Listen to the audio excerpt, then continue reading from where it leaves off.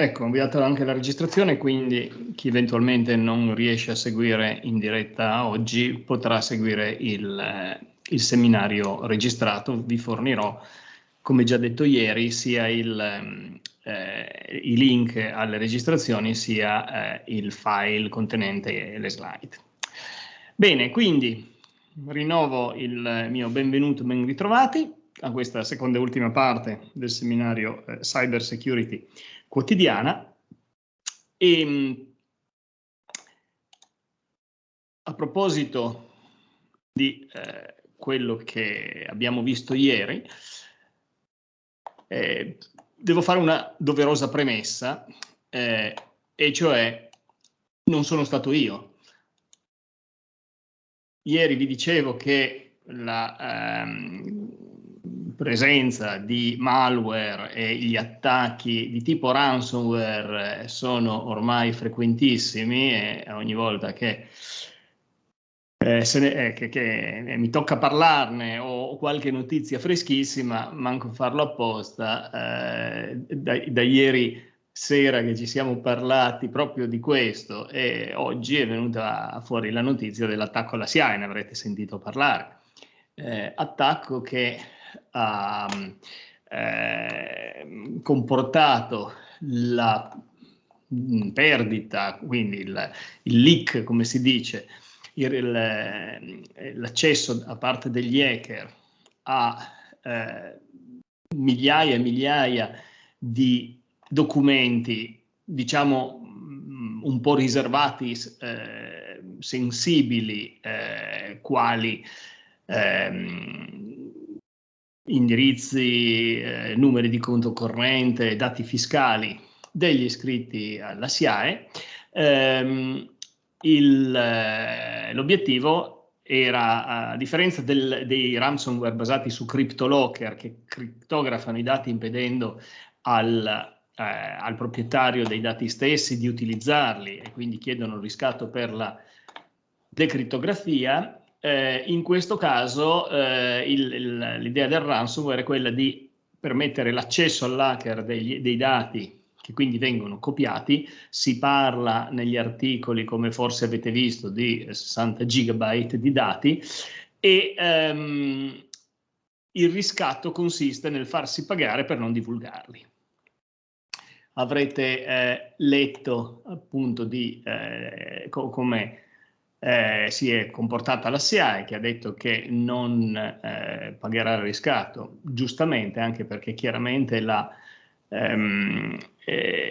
garanzia che poi i dati non vengano divulgati lo stesso non c'è assolutamente. Tuttavia gli hacker che hanno chiesto appunto il riscatto sostengono di aver acquisito un numero enorme di passaporti, patenti di guida, documenti di pagamento, conti correnti bancari, carte di credito e altri dati. Non è noto se effettivamente la portata dell'attacco è stata così ampia, i dati che erano disponibili erano così ampi, però il problema esiste. Il riscatto è stato chiesto via mail ed è stato chiesto di pagarlo in Bitcoin, come spesso accade. Che cosa si sa di questo attacco? In questo momento, se guardate sui vari siti, non ci sono molti dettagli su qual è stato il veicolo che ha portato a compimento l'attacco, con cui è stato portato a compimento l'attacco. Non è escluso che di nuovo ci sia stata una mail contenente del malware inavvertitamente aperta, o meglio, per cui il quale malware è stato inavvertitamente attivato da qualche dipendente. La polizia postale, e questo è interessante perché è legato anche a che cosa diremo oggi, ha spiegato che in questi casi il rischio principale è che la falla venga creata dalla distrazione di un dipendente. Vi ricordate quello che vi dicevo della Regione Lazio, il dipendente che forse ha concesso al figlio l'utilizzo del computer, che poi è stato utilizzato, veniva utilizzato anche con gli stessi account, e su questo oggi parleremo molto, per la normale attività lavorativa all'interno della rete aziendale, della rete della Regione Lazio. Ecco, dice la Polizia Postale che bisogna prendere anche in considerazione il fattore umano e fare in modo che tutti i dipendenti aderiscano alle policy di sicurezza. E questo ci richiama il punto di partenza di tutto questo seminario, e cioè conoscenza e consapevolezza. È assolutamente fondamentale renderci conto che viviamo in un ecosistema digitale ormai e le nostre azioni hanno implicazioni, ripercussioni su tutto l'ecosistema, e quindi non possiamo permetterci, non è più lecito proprio almeno dal punto di vista etico per adesso, poi in futuro potrebbero anche intervenire aspetti normativi, ma per adesso, almeno dal punto di vista etico e di partecipazione consapevole e attiva alla vita sociale in un mondo digitale, ignorare, trascurare quella che è la realtà della cyber security, e quindi adottare comportamenti che siano sicuri e che tutelino non solo noi, ma anche il mondo che ci circonda. E proprio a questo proposito oggi parleremo di come ci si difende, come si previene l'incidente di sicurezza informatica, il cyber incidente. Ecco, prima di iniziare però vi chiedo se avete delle domande, degli spunti di riflessione su quanto abbiamo detto ieri. Avremo anche tempo alla fine della lezione, naturalmente, di questa lezione, che forse sarà un po' più breve di quella di ieri, quindi ci lascerà un po' più di spazio di discussione. Ma se avete già qualche elemento che vorreste chiarire o discutere in apertura, ditemi, scrivetelo sulla chat oppure fatevi semplicemente vivi tramite il canale audio. C'è qualche intervento? Eventualmente potete anche alzare la mano se volete prenotare un intervento. Allora, nessuno vi vieta naturalmente di intervenire successivamente, però per adesso andiamo avanti così e cominciamo a parlare appunto di come comportarci, cosa fare per arginare questo problema, una specie di piccolo manuale di sopravvivenza. Cominceremo con una parte più, diciamo, introduttiva e superficiale, poi andremo anche un pochino nel tecnico, nei limiti di quello che l'utente normale può fare, può essere interessato o capace di fare, e che però appunto nel mondo digitale moderno in qualche modo bisogna saper gestire. Bene, manuale di sopravvivenza nel senso che non stiamo parlando di una situazione di benessere. Questa immagine, forse un po' inquietante, almeno in passato mi hanno detto che è un'immagine inquietante, vuole richiamare il fatto che noi nel mondo digitale siamo sotto attacco. Lo smartphone è possibile, anzi è probabile che sia infetto, che sia stato colpito del malware. È possibile o probabile anche, a seconda dell'uso che ne avete fatto, che anche il PC sia infetto, anche il personal computer.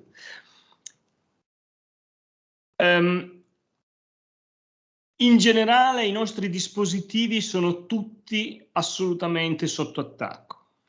Oggi non passa, non dico un minuto, ma manciate di secondi dal momento in cui si configura un dispositivo e lo si collega in rete, che questo dispositivo viene attaccato. Il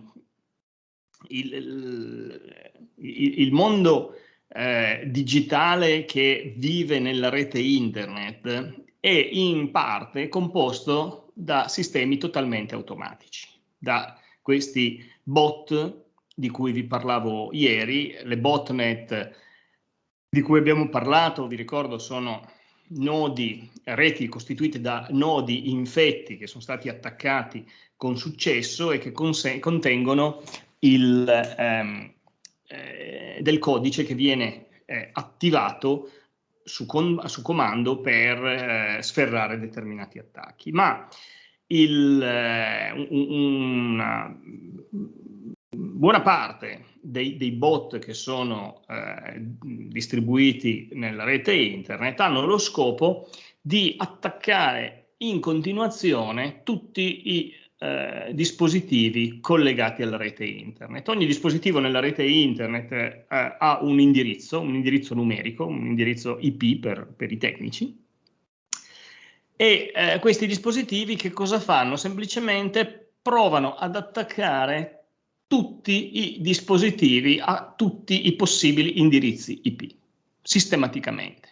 Quindi un mito che bisogna sfatare è quello che una volta si diceva: vabbè, ma il mio computer ha i miei dati personali che non interessano a nessuno, perché ci sono le foto delle gite, magari non ci faccio neanche home banking, non mi preoccupo perché a nessuno interessano le foto delle mie gite e quindi non verrò mai attaccato. Assolutamente no. Non è così. Il computer, nel momento in cui viene collegato alla rete, è attaccato sistematicamente e in modo totalmente automatico. E questa è un'altra cosa di cui dobbiamo essere assolutamente consapevoli. Quindi siamo sotto attacco per quanto riguarda il social engineering.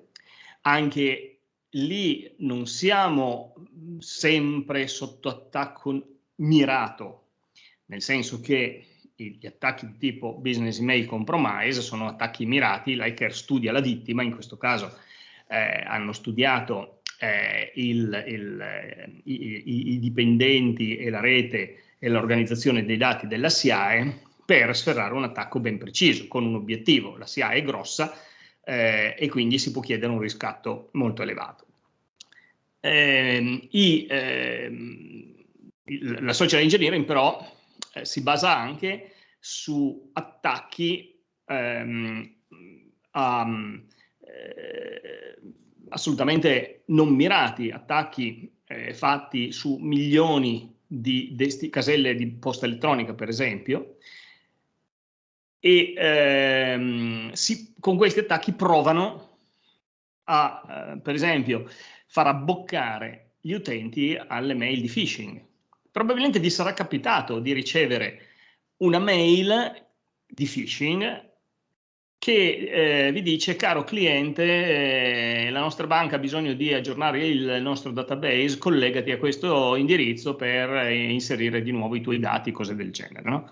E vi sarete anche stupiti che ogni tanto queste mail arrivano da una banca che non è la vostra.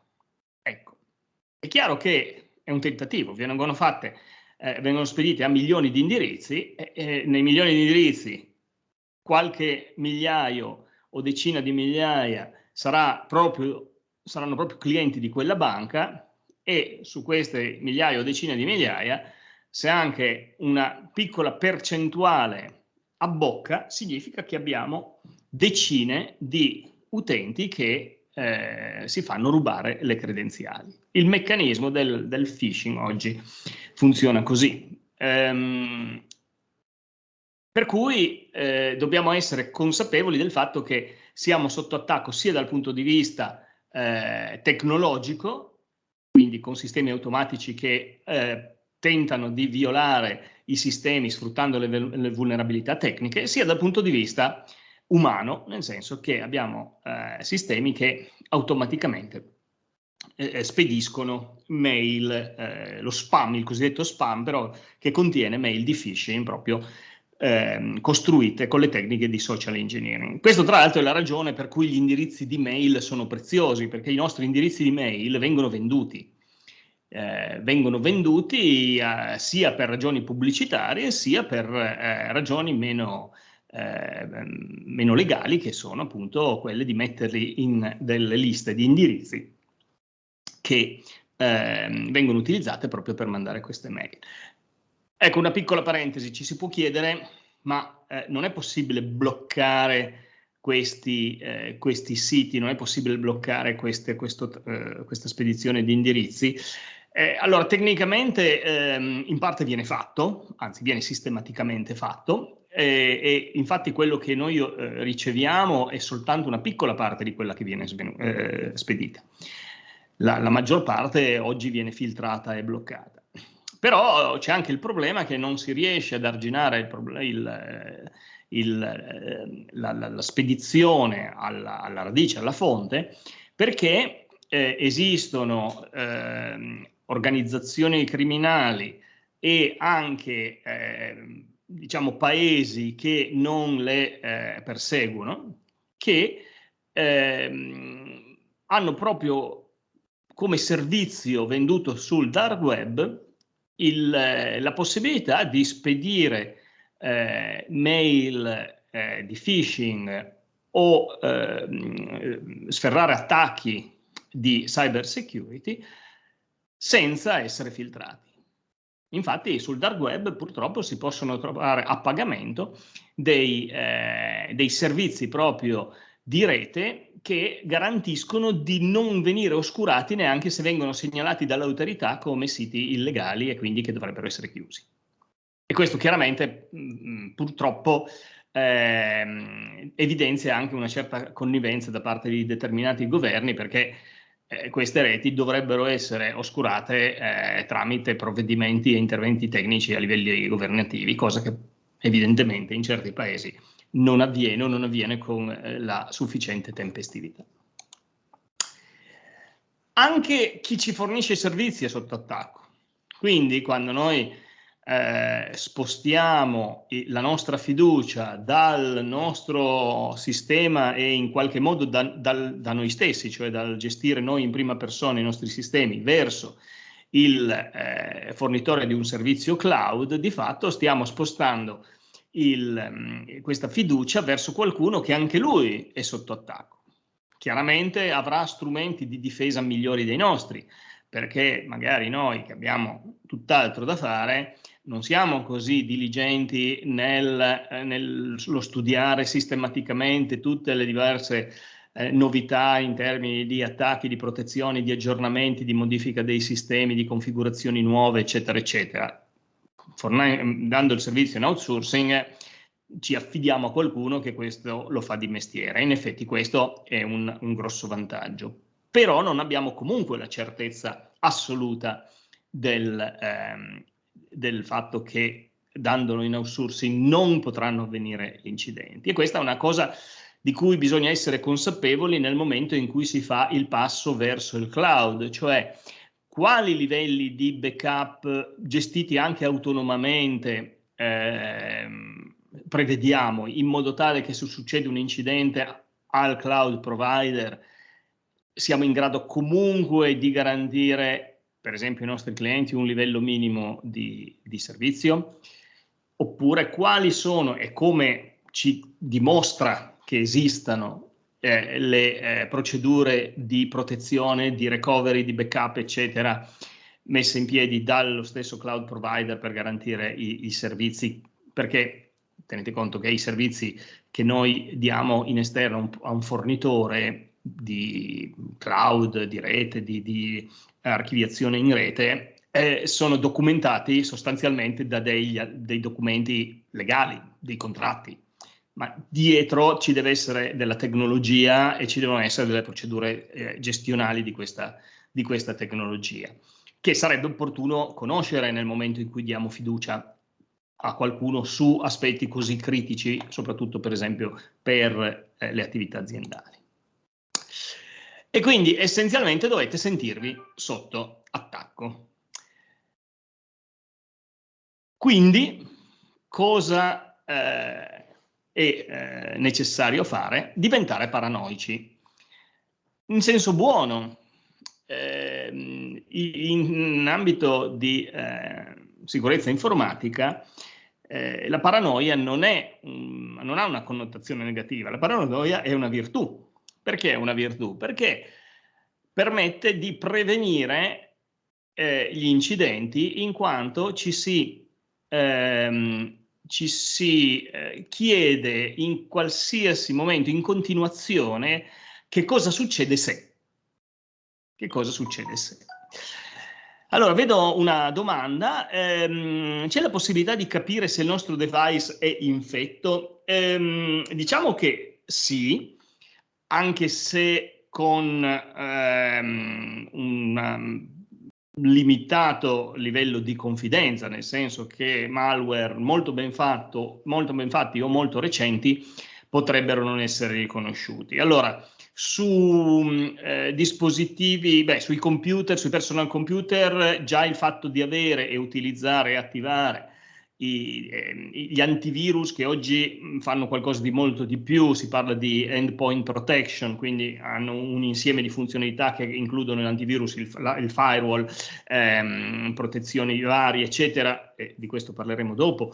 Questi già riconoscono gli eventuali attacchi o eventuali virus e ce li segnalano e dove possibile li eliminano. Sui telefoni esistono cose simili, anche se sono meno diffuse, e questa è una delle ragioni per cui è meno, diciamo che è più probabile avere un telefono infetto piuttosto che un computer infetto. C'è anche da dire che il monitoraggio delle app sui telefoni è molto più complicato e la quantità di app nuove che vengono fuori ogni giorno e tale, per cui l'individuazione e la prevenzione tramite degli antivirus è più difficile. Però i telefoni, per esempio, hanno dei comportamenti che possono evidenziare la presenza di malware. Per esempio, un telefono che esaurisca inaspettatamente determinate risorse, per esempio la memoria, per esempio comincia a scaricarsi molto più rapidamente la batteria di quanto succedeva in passato. Compaiono delle icone strane, oppure compaiono e poi scompaiono immediatamente. Il telefono ha difficoltà ad andare in una modalità di basso consumo o non ci va proprio, e quindi continua a lavorare. Lo sentite caldo anche se non sta facendo niente. Ecco, questi sono tutti sintomi di un telefono in cui c'è qualcosa in esecuzione che probabilmente non dovrebbe esserci. E quindi se si ha un comportamento anomalo, soprattutto dopo aver magari scaricato qualche nuova app, ecco, questo è un sintomo, almeno diciamo, di qualcosa che va indagato. E quindi qui le soluzioni quali sono? O tanta pazienza, si riparte da zero, si resetta il telefono alla configurazione di fabbrica, si reinstallano le app, solo quelle sicure che si utilizzano, e si recuperano i dati per esempio dai servizi cloud. Google, se avete un telefono Android, vi mette a disposizione il recupero dei dati che avete sul telefono quando lo cambiate o quando lo resettate. Oppure magari tramite qualche supporto tecnico si cerca di rimuovere il malware quando è possibile, e non lo è sempre. Ecco. Quindi attenzione a come si comportano anche i dispositivi, questo può darci un'idea di che cosa sta succedendo. Allora, la prima linea di difesa, di prevenzione, è data essenzialmente dal buonsenso. Il buonsenso che in ambito digitale purtroppo non è così comune. Non è così comune perché per qualche ragione abbiamo una percezione diversa rispetto alla realtà di ciò che succede nel mondo digitale. Allora, il primo esempio è quello del phishing, ne abbiamo già parlato tanto, però vi voglio far riflettere su un aspetto specifico.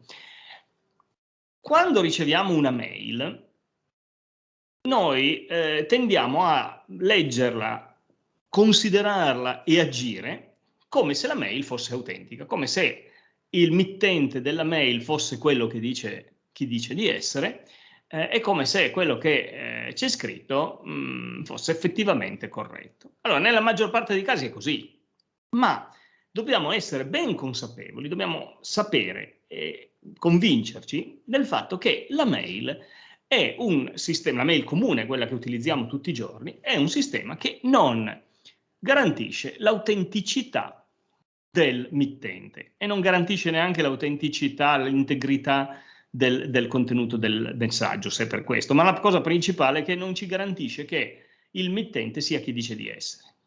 Ci sembra strano perché noi vediamo nell'indirizzo mittente l'indirizzo giusto di un nostro corrispondente. Ecco, però sappiate che la mail, come tantissimi protocolli che sono stati sviluppati all'inizio dell'era di Internet, e stiamo parlando degli anni 70, sono stati sviluppati in un mondo che non conosceva il problema della cyber security. Internet all'inizio era una rete in cui i pochi che si collegavano e la usavano erano anche quelli che la facevano funzionare, quindi che si sporcavano le mani per collegare gli apparati, configurarli e tenerli in funzione, e avevano soltanto interesse a farla funzionare bene. Non c'era nessuno che si collegava a internet con l'intento di non farla funzionare. Non aveva senso e non c'erano neanche motivi, non poteva esserci nessun vantaggio nell'attaccare la rete internet dei primi tempi. E quindi quello che è successo è che i protocolli che sono stati sviluppati, quindi gli standard, le modalità di comunicazione fra i diversi elementi della rete che sono stati sviluppati a quel tempo, non tenevano assolutamente in considerazione la possibilità che qualcuno lì cercasse di violarli per fare qualcosa di diverso da ciò per cui erano stati progettati. E tra i tanti esempi c'è proprio la mail, in cui l'indirizzo mittente viene scritto di fatto diciamo dall'utente stesso. È un po' più automatizzato oggi perché c'è il programma in cui voi vi collegate, configurate il vostro account di posta elettronica, quello viene messo automaticamente nel messaggio, ma internamente il messaggio viene costruito e quell'indirizzo mittente può essere forgiato, può essere modificato scrivendo un indirizzo mittente qualsiasi, facendo finta di essere qualcun altro. Soltanto la posta elettronica certificata, aperta parentesi, quando non viene attaccata pure quella, e ne abbiamo parlato proprio in apertura del seminario ieri, chiusa parentesi, soltanto la posta elettronica certificata ci garantisce l'autenticità del mittente. La posta elettronica normale no. Quindi dobbiamo renderci conto che ciò che ci arriva via mail può non essere autentico e quindi la banca che ci chiede di andare sul suo, tra virgolette, sito, perché in realtà è una copia fatta da un hacker, mettendo le credenziali, ha lo stesso valore del sottoscritto che vi incontra per strada e vi chiede il bancomat e il vostro PIN. È esattamente la stessa cosa. È chiaro che a me non lo dareste mai. Perché però molti utenti invece alla mail credono e lo danno? Perché non c'è la percezione del non autenticità. E questo è molto, molto grave, capite? È un problema di conoscenza del fatto che i protocolli non sono sicuri, consapevolezza del fatto che siamo sotto attacco e che questi attacchi vengono perpetrati in questo modo, scusate. Allora, un altro aspetto legato al nostro mondo digitale chiaramente è quello legato ai social. E qui, vabbè, il discorso si estende perché non è solo tecnico, è culturale addirittura, perché sui social gli effetti di informazioni false, come ben sapete, le fake news possono essere devastanti. Diciamo che limitandoci agli aspetti più vicini a quello che ci interessa, i social sono degli strumenti che devono essere usati con estrema cautela, anche qua, sia ovviamente nel controllo, nella gestione del proprio account, ma sia anche nelle informazioni che noi andiamo a scrivere su questi social. Ecco, vi faccio subito un esempio che poi nel tempo per fortuna diciamo è sfumato come interesse, ma all'inizio è stato estremamente significativo e istruttivo.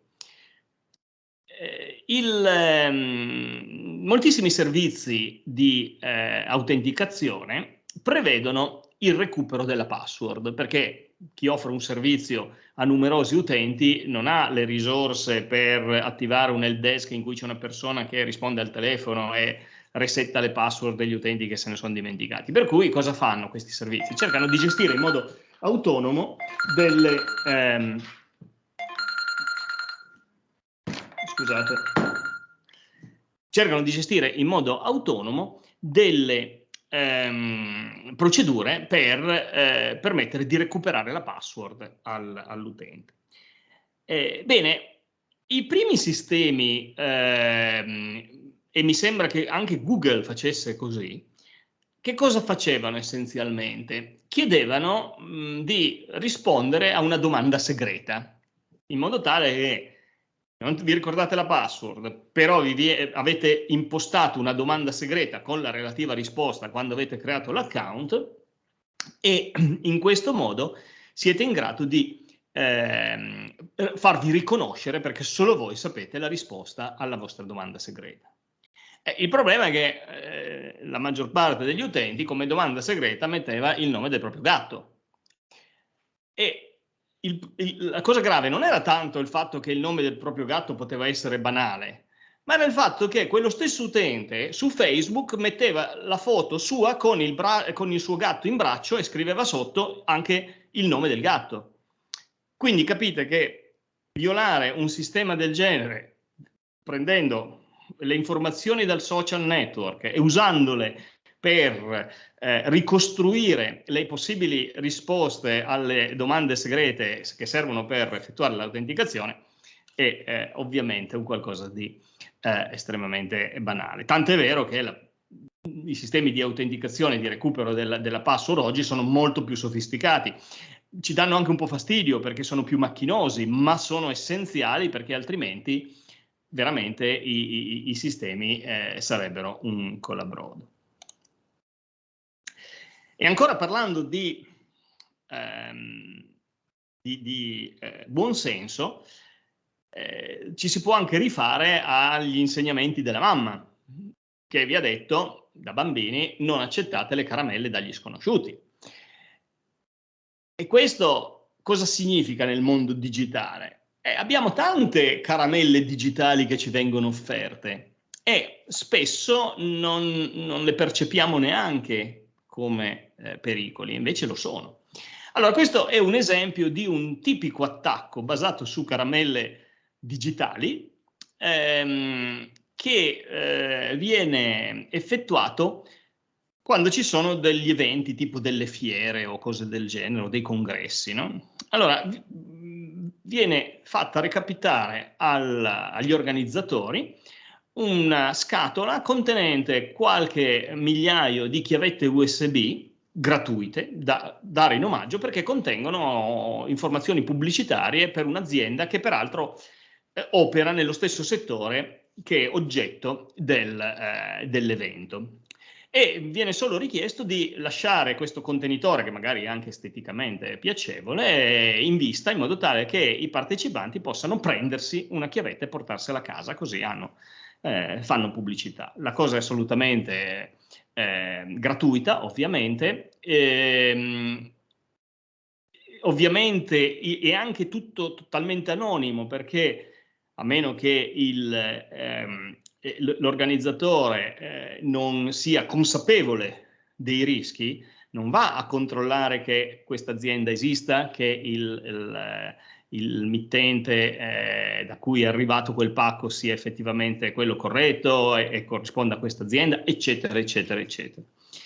E quindi cosa succede? Che vengono diffuse migliaia di queste chiavette. Oggi le chiavette costano veramente poco, quindi l'investimento, perché i criminali informatici investono per poi riuscire a ottenere gli accessi ai sistemi, queste chiavette vengono diffuse in migliaia di esemplari e vanno a finire un po' dappertutto. Cosa contengono queste chiavette? Ovviamente, oltre alla pubblicità, anche un virus. E quindi se di queste migliaia di chiavette che sono state date in giro, anche qui una piccola percentuale ha successo e riesce effettivamente a iniettare il virus nei sistemi, abbiamo alcuni sistemi magari di aziende che interessano all'attaccante che sono stati violati. Un altro modo per ricevere caramelle avvelenate è scaricare programmi illegali. Purtroppo esistono numerosi siti e sistemi per scaricare copie illegali di programmi, perché magari un programma è protetto, vogliamo usarlo poco, non ci sembra giusto, perché siccome lo usiamo poco, riteniamo che il costo del programma non sia corretto, e quindi non ci sembra giusto pagarlo, e allora lo scarichiamo piratato, come si dice. Ecco, così facendo, oltre a tutto l'aspetto legato alle conseguenze legali e all'etica che anche qui nel mondo digitale cambia, perché a tutti gli effetti è un furto, ma siccome è immateriale ci sembra che non sia così grave come rubare in una gioielleria. Il problema è che questi programmi praticamente sempre contengono del malware, anche perché i programmi normalmente oggi sono protetti con delle chiavi di protezione che garantiscono che li possa utilizzare l'utente che ha effettivamente acquistato il software. Di conseguenza, per poter funzionare senza queste chiavi è necessario che siano stati modificati da degli hacker che hanno effettuato tutta una serie di operazioni tecniche molto sofisticate sullo stesso programma. Allora, se un hacker è in grado di fare questo, sbloccare il programma, è sicuramente anche in grado di aggiungerci del malware a suo uso e consumo. E quindi con questa operazione è quasi certo che uno si porta in casa del malware. Ancora legati al tema del buonsenso ci sono aspetti tipo usare le chiavi per chiudere i beni a cui teniamo, e quindi se uscendo di casa chiudiamo a chiave la porta, o se quando lasciamo la bicicletta in giro la chiudiamo con un lucchetto. Ecco, in questo caso il proprietario di questa bicicletta deve aver subito ben più di un furto. Ecco, se noi ci preoccupiamo di questo, perché non ci preoccupiamo allo stesso modo di proteggere i dati che stanno sul nostro computer utilizzando una seria politica di gestione delle password? Questa è una domanda importante che dovremmo farci e richiamare periodicamente. Stiamo gestendo correttamente le password? Allora, è chiaro che le password sono una rottura di scatole. Perché sono tante? Perché ci vengono chieste ovunque e sono difficili da gestire, perché dobbiamo ricordarcele. E poi non ce le ricordiamo, e se non ce le ricordiamo cosa facciamo? Allora ce le scriviamo, ma dove lo teniamo poi il foglietto su cui l'abbiamo scritto? Allora, vediamo quali sono gli errori più comuni nella gestione delle password. Il primo errore è chiaramente questo che vedete qui. scriverla su un foglietto e attaccarla sul computer.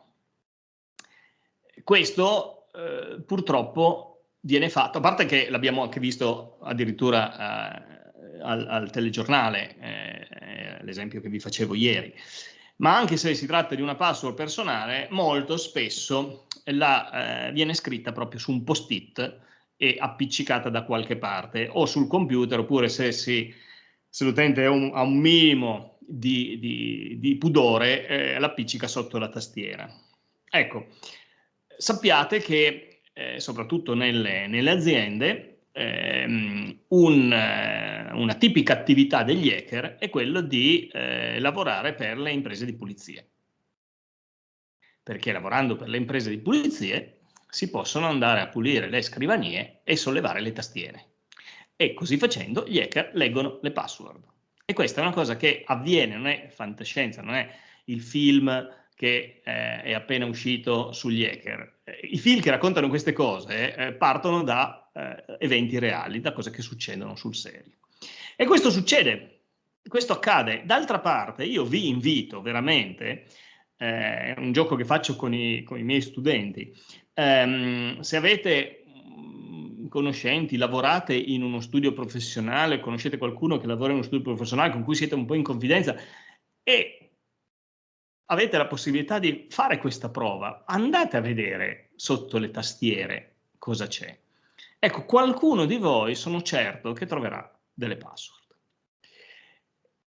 Ai miei studenti succede sistematicamente. Qualcuno le becca. È una realtà e questo chiaramente è un grosso problema, perché è il primo punto di accesso al sistema.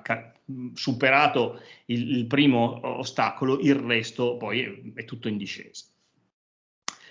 È chiaro che, dicevamo, le password sono difficili da gestire, e qui un po' la colpa la do anche ai sistemisti, perché una volta, cosa è successo? All'inizio le password non avevano grandi vincoli. Poi è chiaro che se uno usa la propria data di nascita o il proprio nome o password banali, abbiamo visto anche con Mirai per esempio, queste vengono beccate facilmente. Poi cosa è successo? I sistemi di attacco automatici hanno dei dizionari, si basano su dei dizionari che provano migliaia e migliaia di parole e di varianti delle parole, e quindi il fatto di utilizzare anche nomi strani, e tra l'altro anche i nomi propri vengono inclusi in questi dizionari, e tra l'altro vanno anche a periodi, nel senso che quando c'è stato il boom del Signore degli Anelli, tutti i nomi dei personaggi del Signore degli Anelli sono finiti dentro i dizionari di attacco di password cracking, come si dice. E quindi cosa è successo? Le password richieste sono sempre state via via più complicate, e quindi oggi vi chiedono che ci sia una lettera maiuscola, almeno una lettera minuscola, almeno un simbolo, almeno una cifra, che sia almeno lunga 12 caratteri, eccetera, eccetera. Quello che succede è che alla fine avete una password così complicata che non riuscite a ricordarla. E quindi poi la si scrive. Oppure si costruisce una password che ha tutte quelle caratteristiche richieste che riusciamo a ricordare, e siccome è così unica la usiamo dappertutto, che è un altro problema, perché se io comincio a usarla in tutti i siti, basta che uno di questi siti venga attaccato e la mia password viene resa pubblica, e naturalmente gli hacker sanno che spesso le password sono riutilizzate in più posti e viene utilizzata per attaccare tutti gli altri posti dove invece la password era stata tenuta al sicuro. E quindi il problema della gestione delle password non è un problema banalissimo. Quello che è raccomandabile è utilizzare non delle singole parole, ma delle piccole frasi che siano facili da ricordare per voi, magari con un qualche errore di ortografia. Se è imposto l'utilizzo di simboli si può utilizzare il trattino basso, il cosiddetto underscore, come spazi, perché se usate una frase viene naturale mettere degli spazi, mettete il trattino basso e avete risolto il problema di avere meno un simbolo. E poi se servono delle cifre si mette da qualche parte o un anno o un numero, oppure come a volte si fa, si sostituiscono le O con degli zeri, eccetera, e si è costruito un qualcosa che, appoggiandosi a delle frasi, sia facilmente utilizzabile, memorizzabile e anche facilmente utilizzabile, perché tra l'altro delle frasi sono facili e veloci da scrivere. E poi chiaramente c'è la possibilità di memorizzare le password in dei sistemi di archiviazione delle password. Anche lì, attenzione, perché di cosa si tratta? Si tratta di sistemi a cui noi diamo fiducia. Chi ha scritto il programma che gestisce quelle password? Oppure se le memorizzo in rete, quanto posso fidarmi della memorizzazione in rete che ho fatto? Una tecnica che per le password magari meno critiche si può adottare. Tenete conto che non tutte le password, non tutti gli account hanno lo stesso livello di criticità. Il PIN del vostro bancomat, le password per l'home banking e poche altre, il vostro SPID, quelle hanno un livello di criticità massimo. La password per collegarsi al sito di notizie sul taglio e cucito, insomma, può essere un po' più debole e può essere gestita in modo un po' più leggero. Quindi la raccomandazione è utilizzare delle password facili da ricordare e ricordarsele, complesse ma facili per voi da ricordare e ricordarsele per quanto riguarda quei pochi sistemi critici. Nelle altre, una tecnica semplice è quella di memorizzarle, per esempio, dentro un documento crittografato.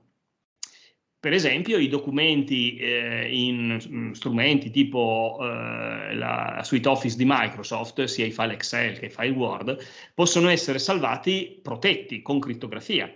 Protetti con crittografia significa che potete poi aprire il documento soltanto con una password. In questo caso questa tecnica si chiamerebbe master password, quindi avete un'unica password che però a questo punto dovete ricordarvi e non deve essere banale, con la quale sbloccate il documento dove potete andare a leggere tutte le password che utilizzate più raramente. Ecco, questo è un compromesso fra la complessità di gestire tante password diverse e la debolezza di usare sempre la stessa password dappertutto. Poi politiche di backup. Allora, le politiche di backup sono qualcosa di estremamente importante. Noi siamo abituati a fare le fotocopie dei documenti importanti, ci raccomandano di fare la fotocopia degli scontrini ai fini della garanzia, perché gli scontrini stampati su carta chimica si degradano nel tempo, e poi magari non facciamo i backup dei nostri dati sul nostro computer. Allora, come si fa un backup? Fare bene un backup non è banale. Innanzitutto dobbiamo scegliere lo strumento, che può andare da strumenti automatici di backup continuo o insomma periodico, ma nell'ordine delle almeno un backup al giorno, a sistemi invece magari basati su degli script che si possono programmare, magari lo si fa fare a qualche esperto, che configura la copia dei dati dal disco del computer su un disco esterno. Ecco, ci sono alcune cose che vanno assolutamente fatte e alcune cose che vanno non fatte nell'ambito dei backup. Allora, la prima cosa che va fatta è che bisogna fare i backup. E questo purtroppo viene fatto pochissimo. C'è una percezione molto debole di quanto siano importanti i nostri dati, anche se noi crediamo che non siano importanti. Solo nel momento in cui li perdiamo poi ci rendiamo conto di quanto erano preziosi. E il fatto di fare i backup, che richiede un'attività ulteriore rispetto al normale uso del sistema, è un qualcosa che sembra un aggravio, sembra troppo pesante e sembra non necessario. Allora, va detto che i sistemi normalmente dopo un po' si rompono, prima o poi succede. E, se non si rompono è facile che qualcosa vada storto, e tra queste cose che possono andare storto ci sono gli attacchi informatici.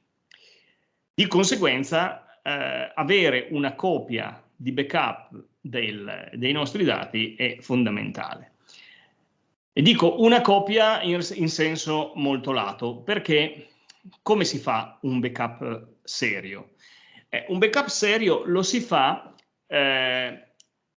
lavorando con il nostro computer, un primo hard disk esterno in cui viene fatta la copia e un secondo hard disk esterno su cui viene fatta una seconda copia. Il backup va fatto sempre su almeno 2 dispositivi esterni.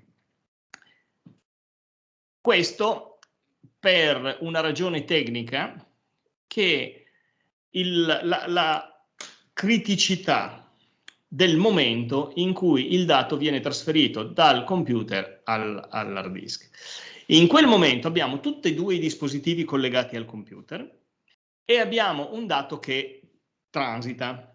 Allora, a seconda del tipo di backup che si fa, può succedere che se il computer si rompe proprio in quel momento, io perda il dato originale e, siccome lo stavo ancora scrivendo sul disco di backup, non sia ancora stato salvato sul disco di backup e quindi l'ho perso dappertutto. È vero che è un'eventualità rara, ma quando si verifica, gli effetti sono devastanti. Io ho personalmente conosciuto una persona, un sistemista, che, avendo sbagliato la procedura di backup, una volta ha perso dei dati aziendali e ha rischiato il licenziamento. Allora, perché 2 copie di backup? Perché viene effettuata una prima copia, se va storto qualcosa, c'è ancora la copia vecchia che non abbiamo toccato. Quindi prima si fa una copia e poi si fa una seconda copia. A seconda della frequenza con cui modificate i dati e la criticità dei vostri dati, magari potete anche pensare di non fare queste copie contemporaneamente, cioè lo stesso giorno. Magari si può utilizzare in certi uffici e studi professionali, viene fatto, una copia su un disco nei giorni pari, usare l'altro disco per i giorni dispari. Alla peggio, se proprio sono sfortunato, ho perso i dati di un giorno, che a seconda del tipo di attività forse si possono recuperare. È chiaro che se ho delle attività molto più critiche, io devo pensare di fare copie ogni 10 minuti e continuare a fare doppie copie in continuazione. Questo dipende ovviamente dal tipo di attività. Inoltre c'è il problema di salvaguardare queste copie. Cioè, cosa ne faccio poi di questi dischi? Ecco, la cosa da non fare è tenerli collegati al computer. Assolutamente no. Cioè, nel momento in cui ho fatto la copia, i dischi vengono scollegati e se ne stanno per conto loro.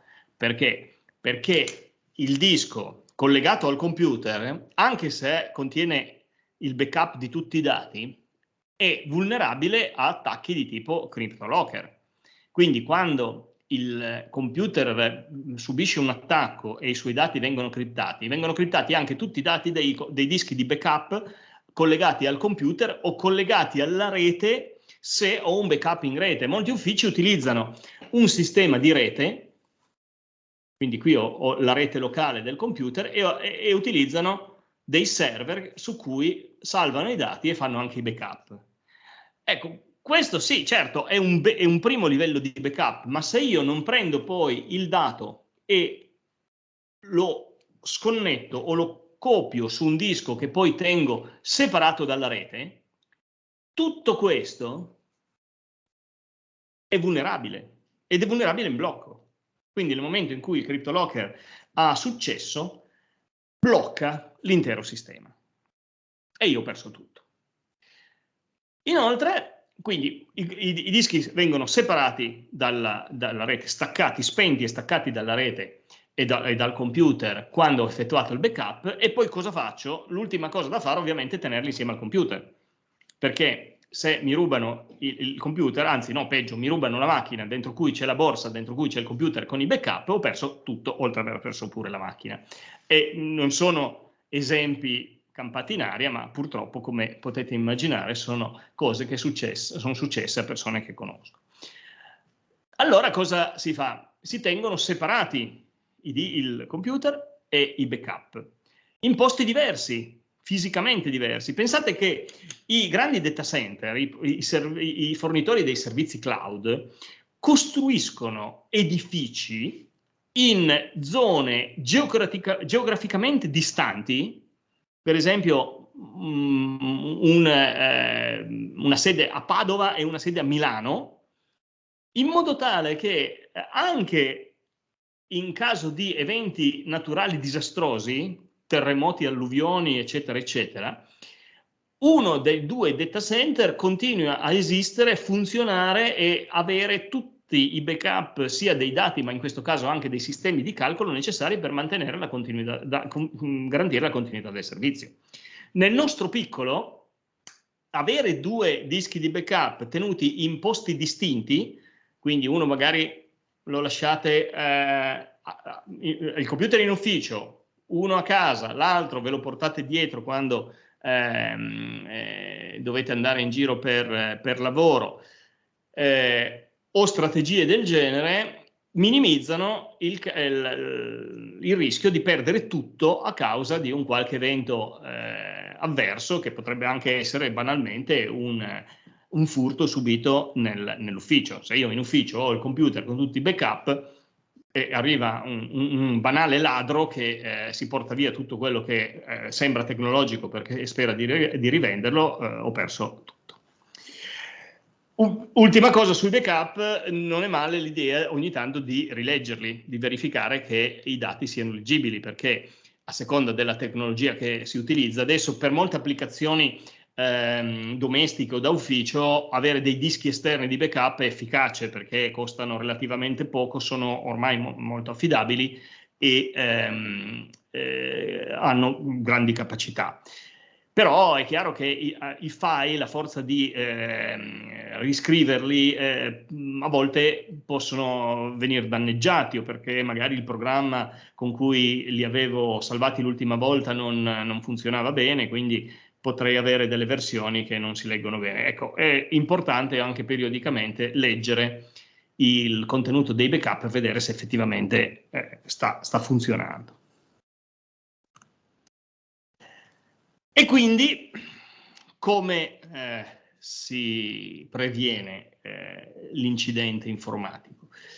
L'incidente informatico lo si previene con la conoscenza, e la conoscenza include il fatto che non possiamo pretendere di ignorare il mondo in cui stiamo lavorando dal punto di vista digitale, che significa che dobbiamo essere consapevoli del fatto che non tutto è possibile, non tutto è fattibile, non tutto è facile, cioè dobbiamo mettere in conto anche un po' di sforzo da parte nostra per imparare a usare in modo consapevole e sicuro i sistemi, e dedicarci quell'attività, quel tempo che serve.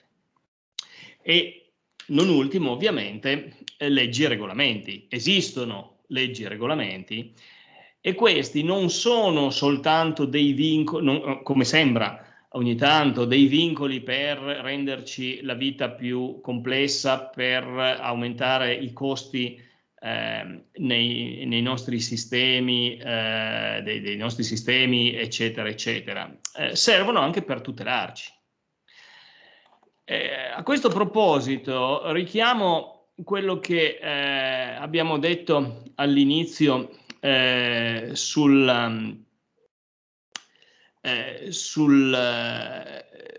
sull'attacco alla SIAE, no?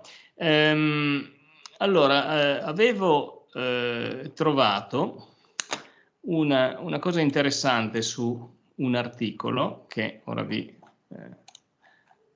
faccio leggere.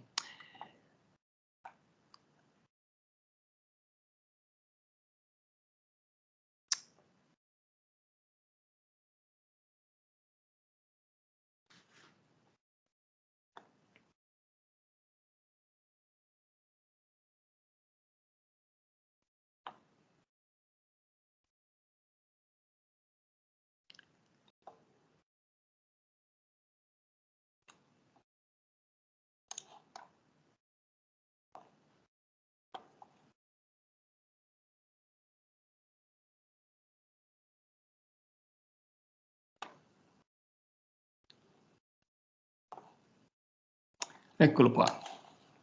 Ci tengo a farvelo leggere perché è qualcosa che vi dicevo, ma qui lo troviamo proprio dichiarato dalla polizia postale. Dice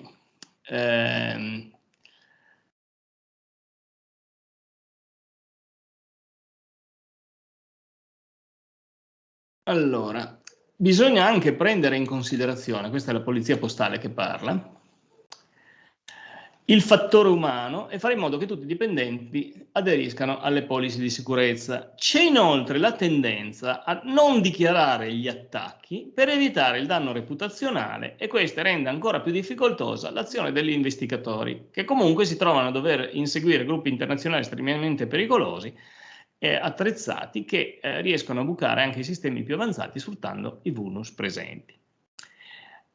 Ora capite, il fatto di dover denunciare l'incidente informatico, ciò che si è subito, fa parte delle leggi in vigore, cioè non è un'opzione. Però c'è una tendenza a violare questa legge per il danno reputazionale. Lo so, è un problema, ve l'avevo anche detto ieri, però questo ostacola tutte le possibili azioni preventive da parte degli enti preposti.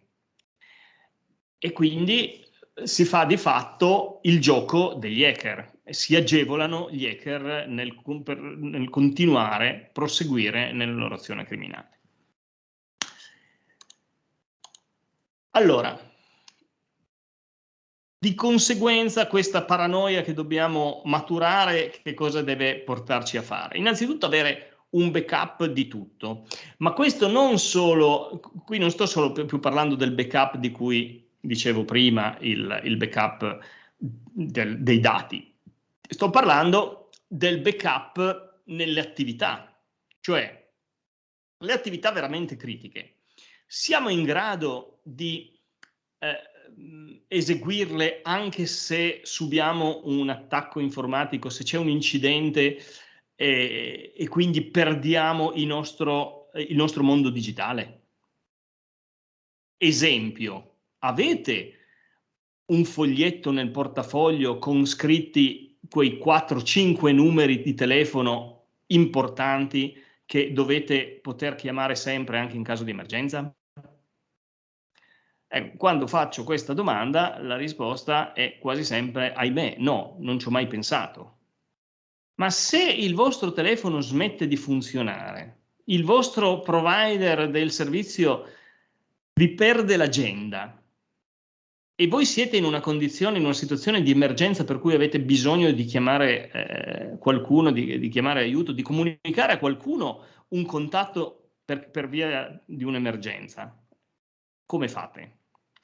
Ecco, da qui deriva la riflessione su quella che è il backup che dovremmo pensare, cioè essere paranoici.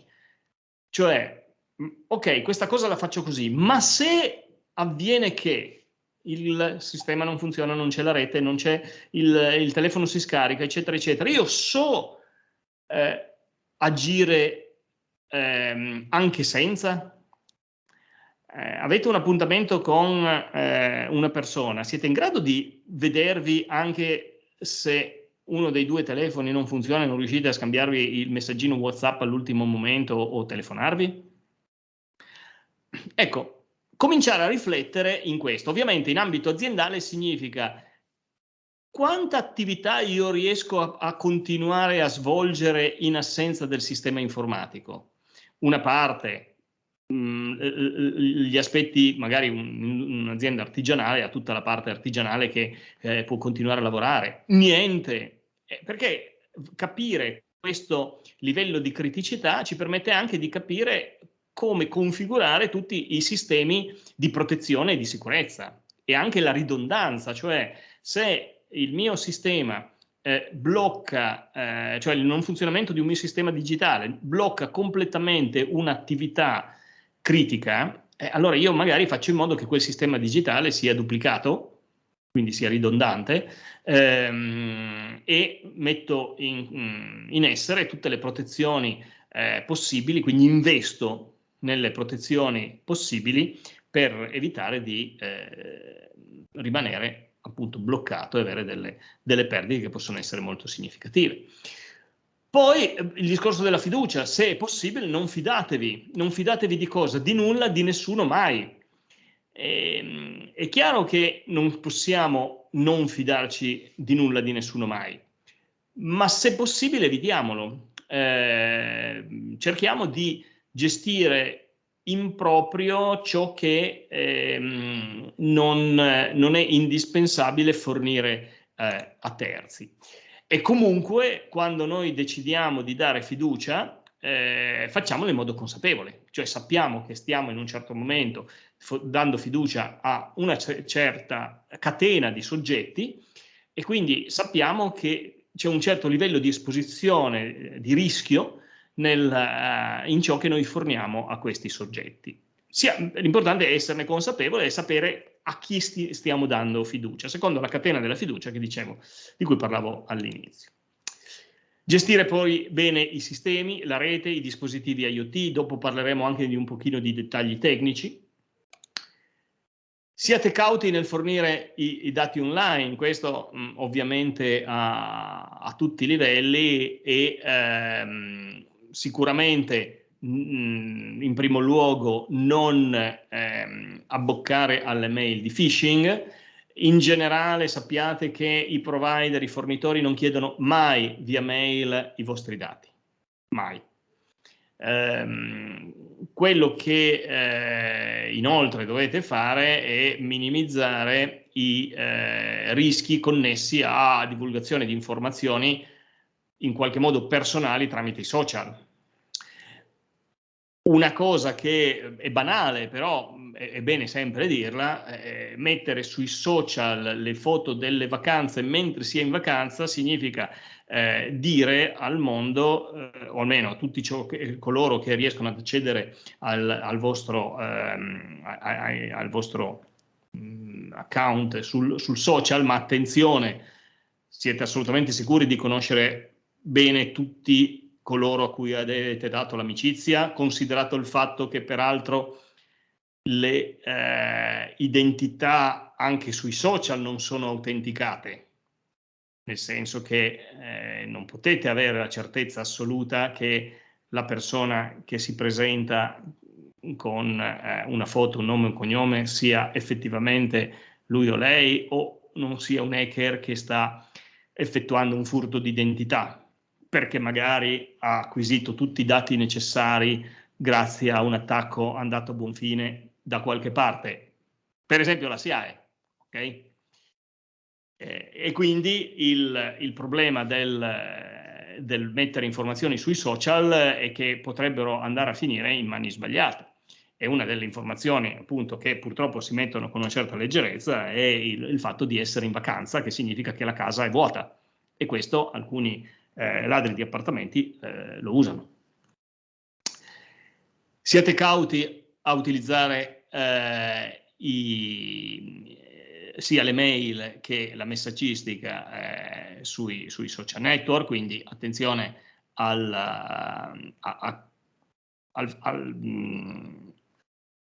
all'identificazione del corrispondente, perché ricordatevi che sono strumenti che non ci garantiscono l'identità di coloro con cui parliamo, e abituatevi a comportarvi in modo da pensare sempre al problema della sicurezza.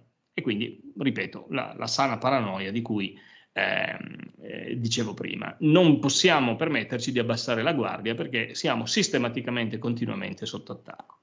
E un'altra cosa che è importante, che io raccomando sempre, perché se seguite questi seminari vuol dire che siete sensibili e interessati all'argomento, e spero che a seguito di quello che avete ascoltato lo siate ancora di più, diffondete la conoscenza. Uno dei problemi è che di queste cose si parla molto poco, si sa poco. I ragazzi non sanno assolutamente nulla. Abbiamo coniato questo termine nativi digitali che è assolutamente fuorviante. I nativi digitali non sono assolutamente nativi digitali, sono degli ignoranti digitali, sono degli, noi diciamo, smanettoni che non hanno la consapevolezza di ciò che stanno facendo, sanno barcamenarsi in questi sistemi, ma non sanno quali sono tutti gli aspetti di funzionamento interno e quindi i limiti, le debolezze, le vulnerabilità che portano i loro comportamenti a essere estremamente pericolosi, a esporsi, sia in termini di pubblicazione di informazioni, sia in termini di, per esempio, installazione di malware, scaricando in modo indiscriminato e superficiale app e programmi più o meno legali. Ecco, vorrei concludere questa carrellata con alcune riflessioni un pochettino più di dettaglio, un pochettino più tecniche, se volete. E vi invito chiaramente a fermarmi, farmi domande, perché magari qui ogni tanto vado un po' troppo sul tecnico, spero di no comunque.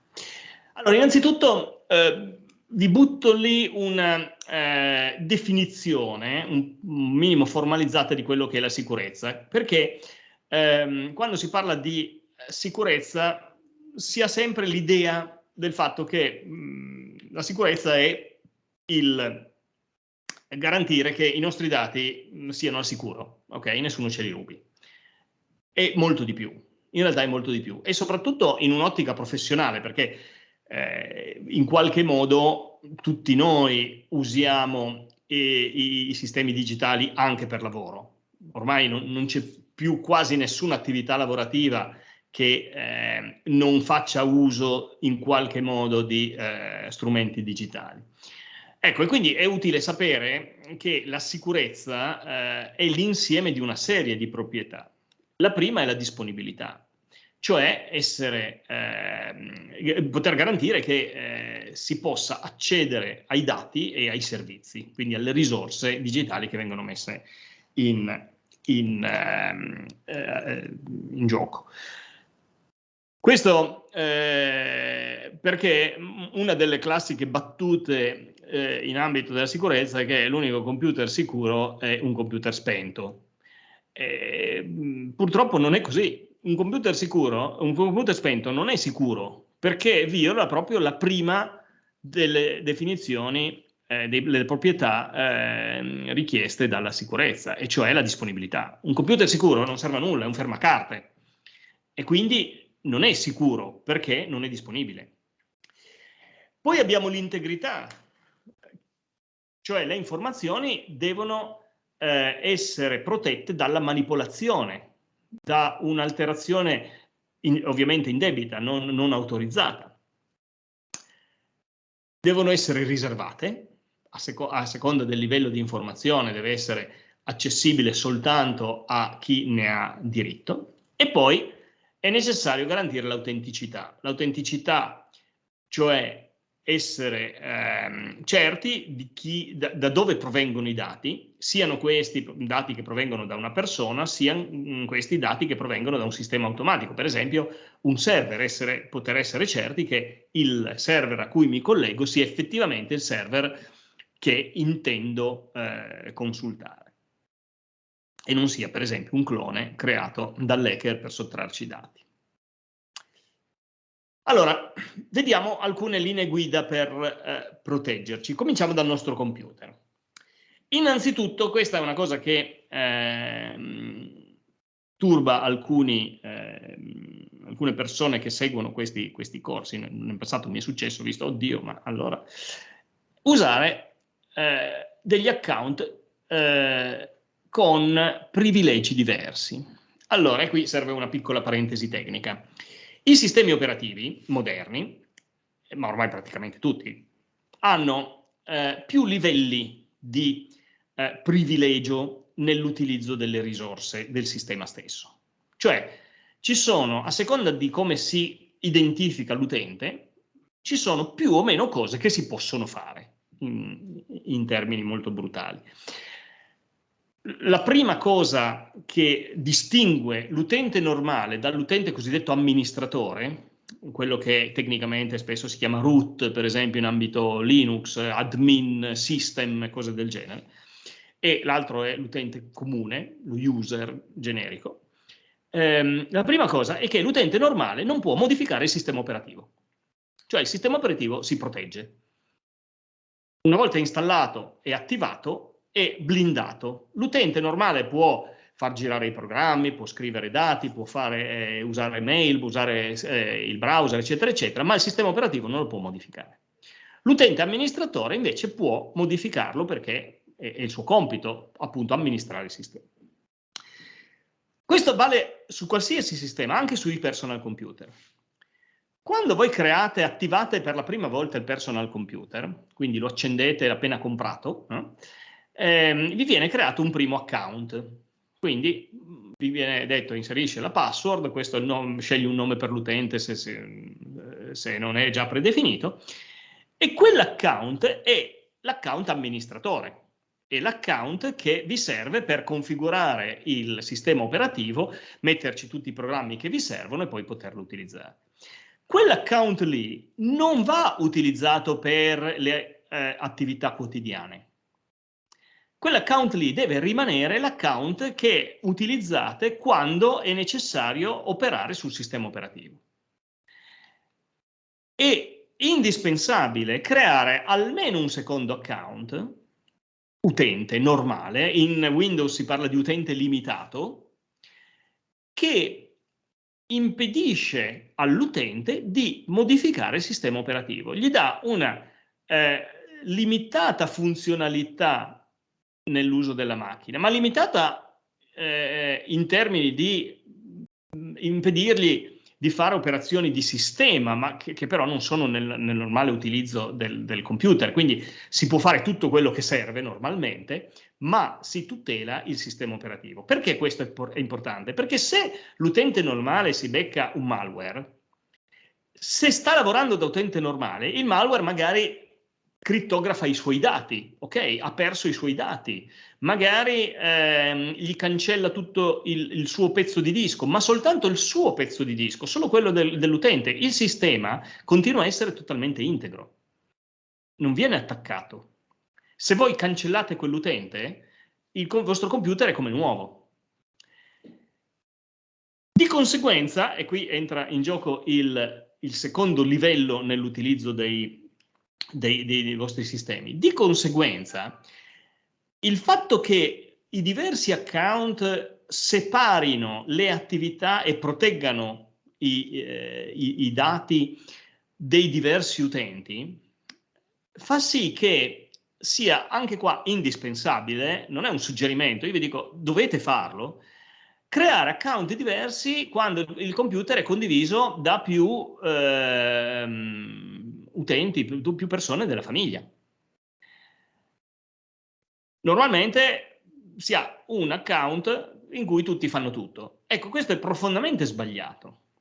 Primo perché appunto un account deve essere l'account di sistema e gli altri devono essere degli account limitati, ma soprattutto è sbagliato che i ragazzi che usano il computer per giocare o per, adesso speriamo non più, fare la didattica a distanza, usino lo stesso account in cui i genitori leggono la posta elettronica dell'ufficio. Perché come è successo all'utente della Regione Lazio, il ragazzo può andare a, per esempio, leggere e attivare del malware indirizzato alla rete dell'ufficio e così questa azione porta il malware a intaccare l'attività lavorativa dei genitori.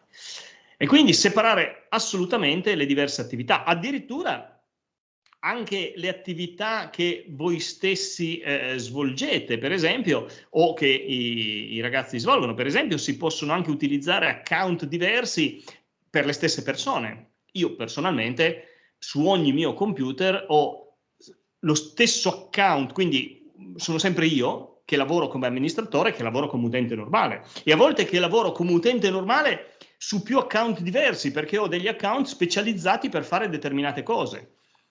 Se avete degli account, se avete la passione dei videogiochi, per esempio, magari avere un account in cui lavorate, fate soltanto le attività di videogaming e tenete separato questo dalle attività di, non so, scolastiche per i figli, di ufficio, eccetera, eccetera, previene il rischio che del malware veicolato tramite i videogiochi vada a intaccare i dati e i file relativi a altre attività. Quindi creare più account.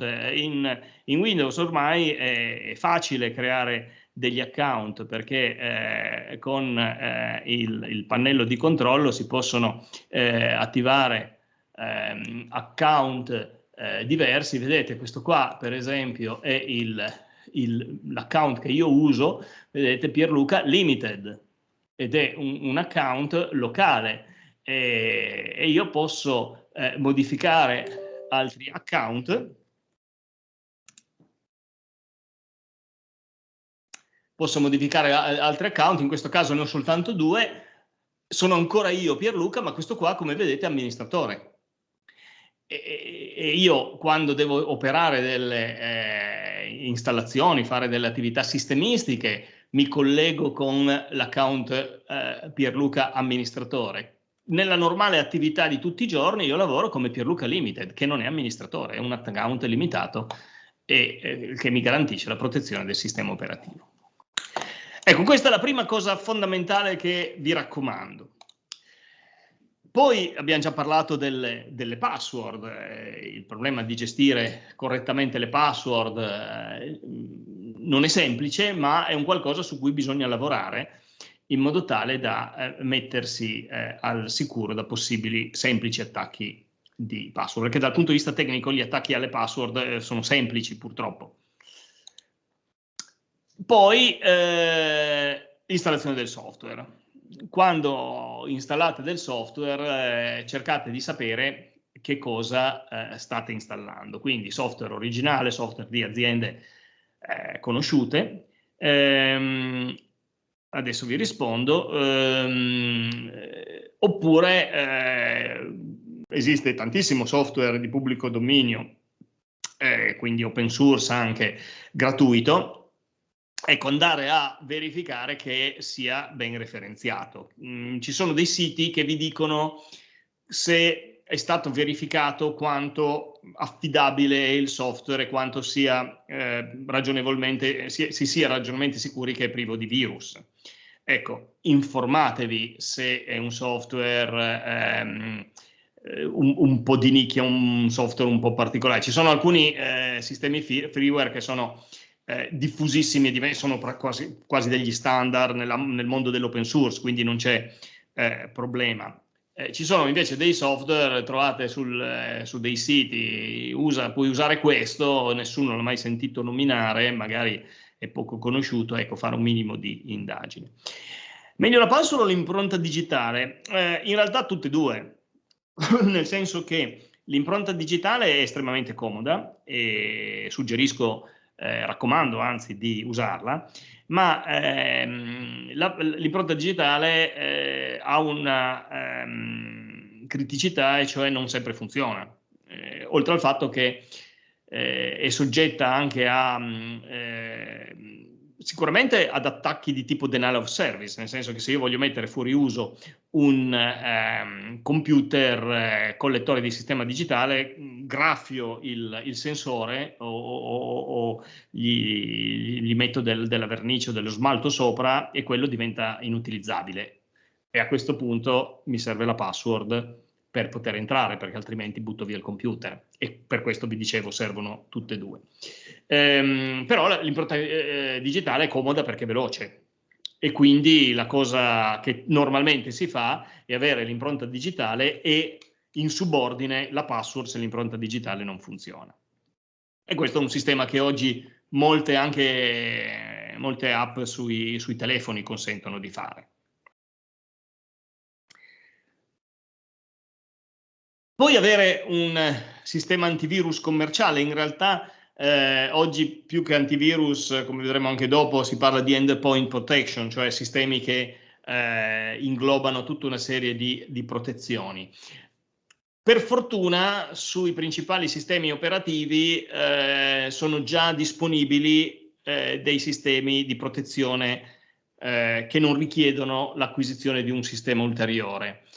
È vero che per determinati tipi di attacco, tipi di virus, forse quelli, anzi sicuramente quelli commerciali possono essere un po' più efficaci, però diciamo che il compromesso tra il costo e la semplicità di gestione, gli aggiornamenti eccetera dei sistemi inclusi nei sistemi operativi per un utilizzo normale non spregiudicato, diciamo, del computer sono adeguati. L'importante è non disabilitarli e l'importante è anche mantenere continuamente aggiornato il sistema. Inoltre è possibile effettuare delle scansioni da parte dell'antivirus, cioè una verifica del fatto che siano puliti i file sul nostro computer quando non lo utilizziamo, e questa è una caratteristica che alcuni antivirus consentono di attivare e merita valutare di utilizzarla. E poi, ne abbiamo già parlato, ma non dimenticatevelo, backup. Poi abbiamo la rete. Allora, la rete la usiamo in molti modi e abbiamo bisogno di fare attenzione a tante cose. Allora, la prima cosa a cui dobbiamo fare attenzione riguarda i certificati digitali. Allora, quando noi ci colleghiamo a un sito, siamo di nuovo sul sito di Rai News, vedete qua in alto compare un lucchetto chiuso e un HTTPS che indica il fatto che stiamo utilizzando un Hypertext Transfer Protocol, che è un protocollo per l'accesso alle pagine web di tipo sicuro, perché c'è questa S.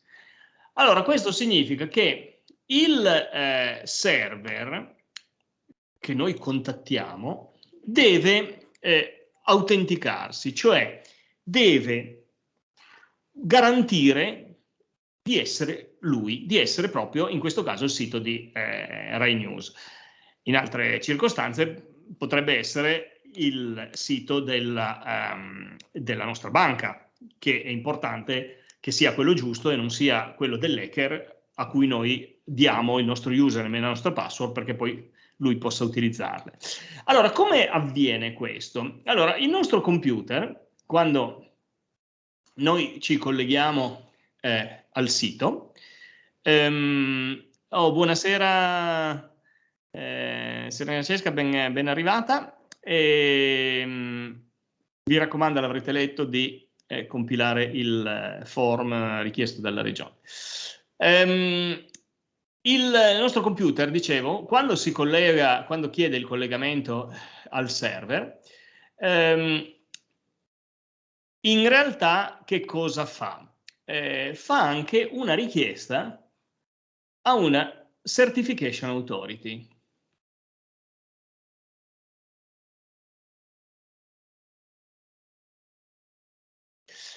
Che cos'è una Certification Authority? La Certification Authority è un server, anzi è una rete di server, che sono gestiti da dei soggetti pubblici o privati che hanno determinate caratteristiche riconosciute a livello internazionale e che svolgono il ruolo di garantire l'associazione fra i soggetti digitali e i soggetti nel mondo reale. Nella versione semplice, per capirci, se io voglio una firma digitale, cioè voglio poter essere riconosciuto effettivamente come Pierluca Montesoro nel mondo digitale, cosa devo fare? Devo andare alla Camera di Commercio e richiedere la mia chiave, la cosiddetta chiave privata, che è associata a una chiave pubblica, e la combinazione di queste due chiavi fanno sì che gli algoritmi di crittografia del mondo digitale possano verificare che effettivamente quello che io scrivo, dico, comunico nel mondo digitale venga effettivamente da me, e non può essere altrimenti, perché solo io possiedo la mia chiave privata. La Certification Authority fa esattamente questo, fornisce a chi si autentica nel mondo reale la chiave privata e rende pubblica la chiave pubblica, che in realtà è associata a una serie di informazioni relative al soggetto, che vengono messe dentro una cosa che si chiama certificato digitale.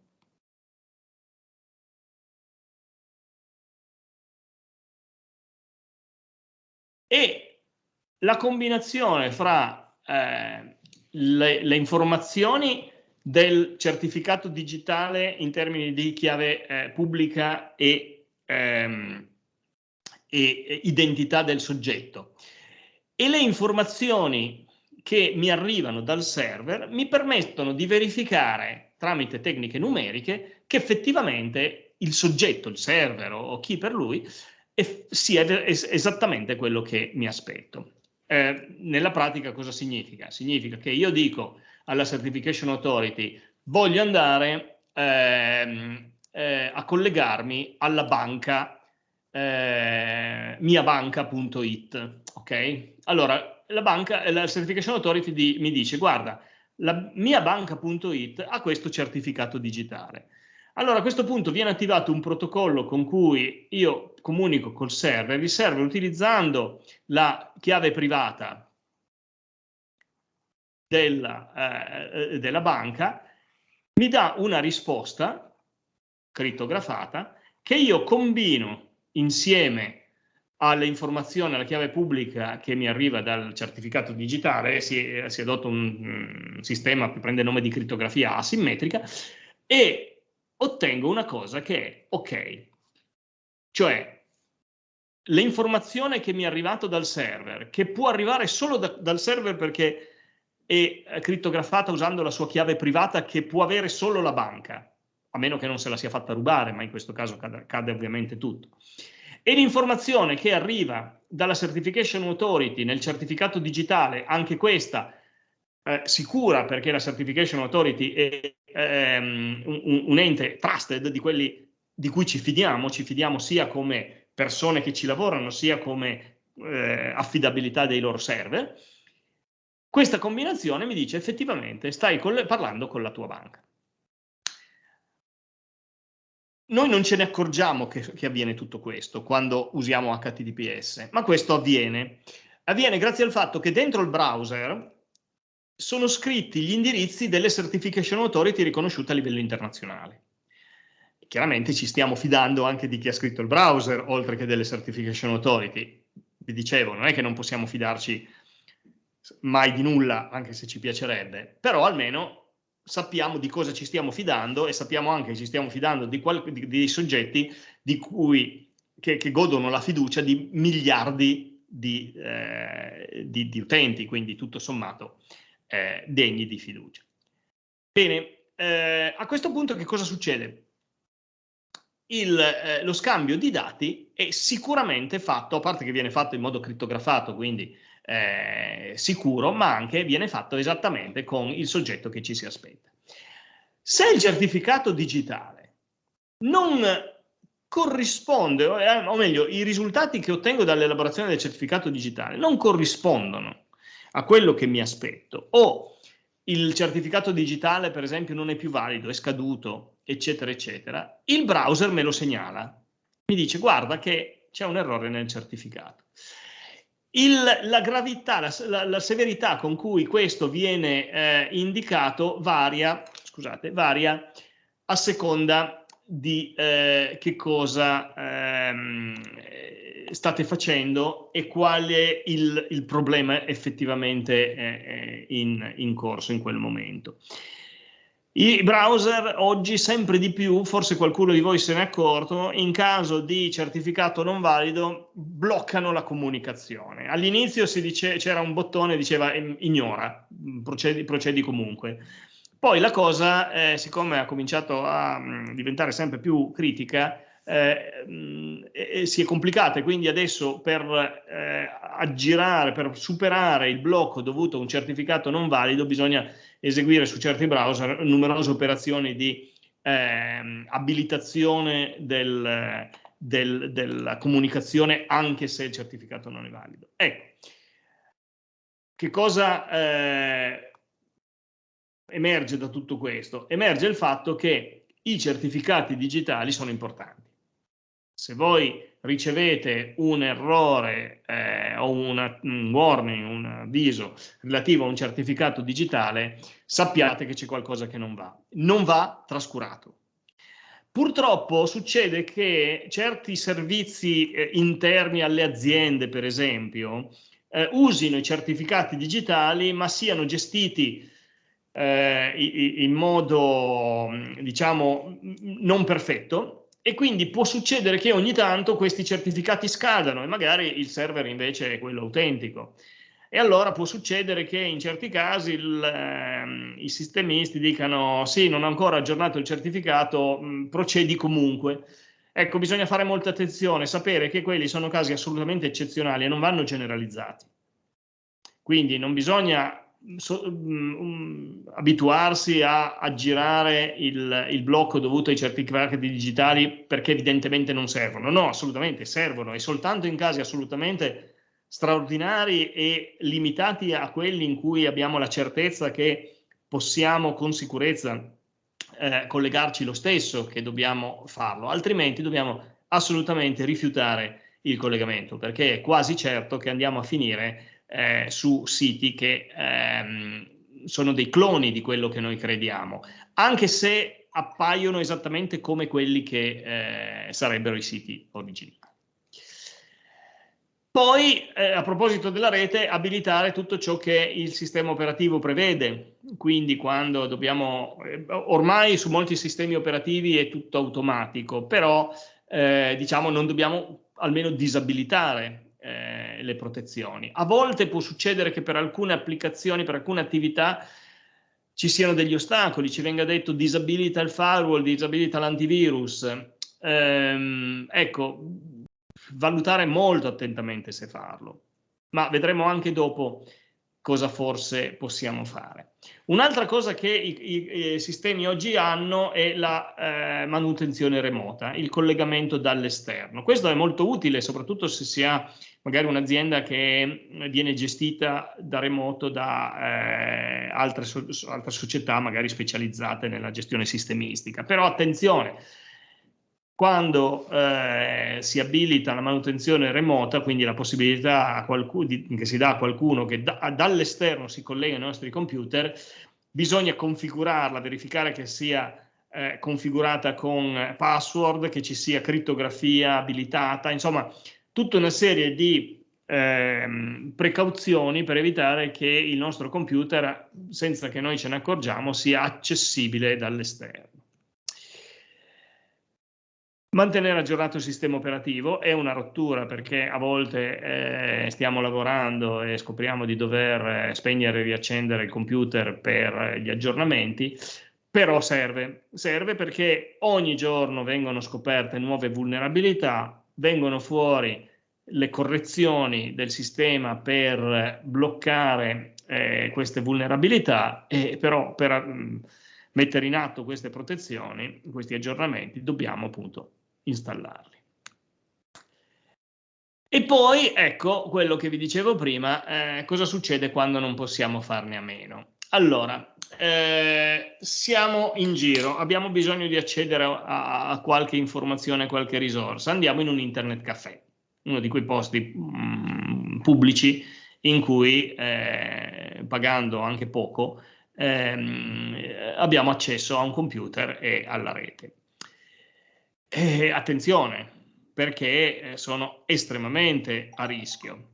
Sono sistemi, sono ambienti in cui il computer potrebbe avere dello spyware, cioè del software che spia. Vi ricordate, abbiamo parlato del Cloak and Dagger, il software che mette sul telefono in trasparenza una tastiera per leggere tutto quello che facciamo. Ecco, sui computer è ancora più facile e quindi è possibile che ci sia qualcosa che spia quello che facciamo. Quindi va bene se dobbiamo andare a cercare su Google Maps un indirizzo e non ci funziona il telefono e allora lo facciamo da un internet caffè. Non va bene se dobbiamo andare a fare un bonifico con il nostro sistema di home banking.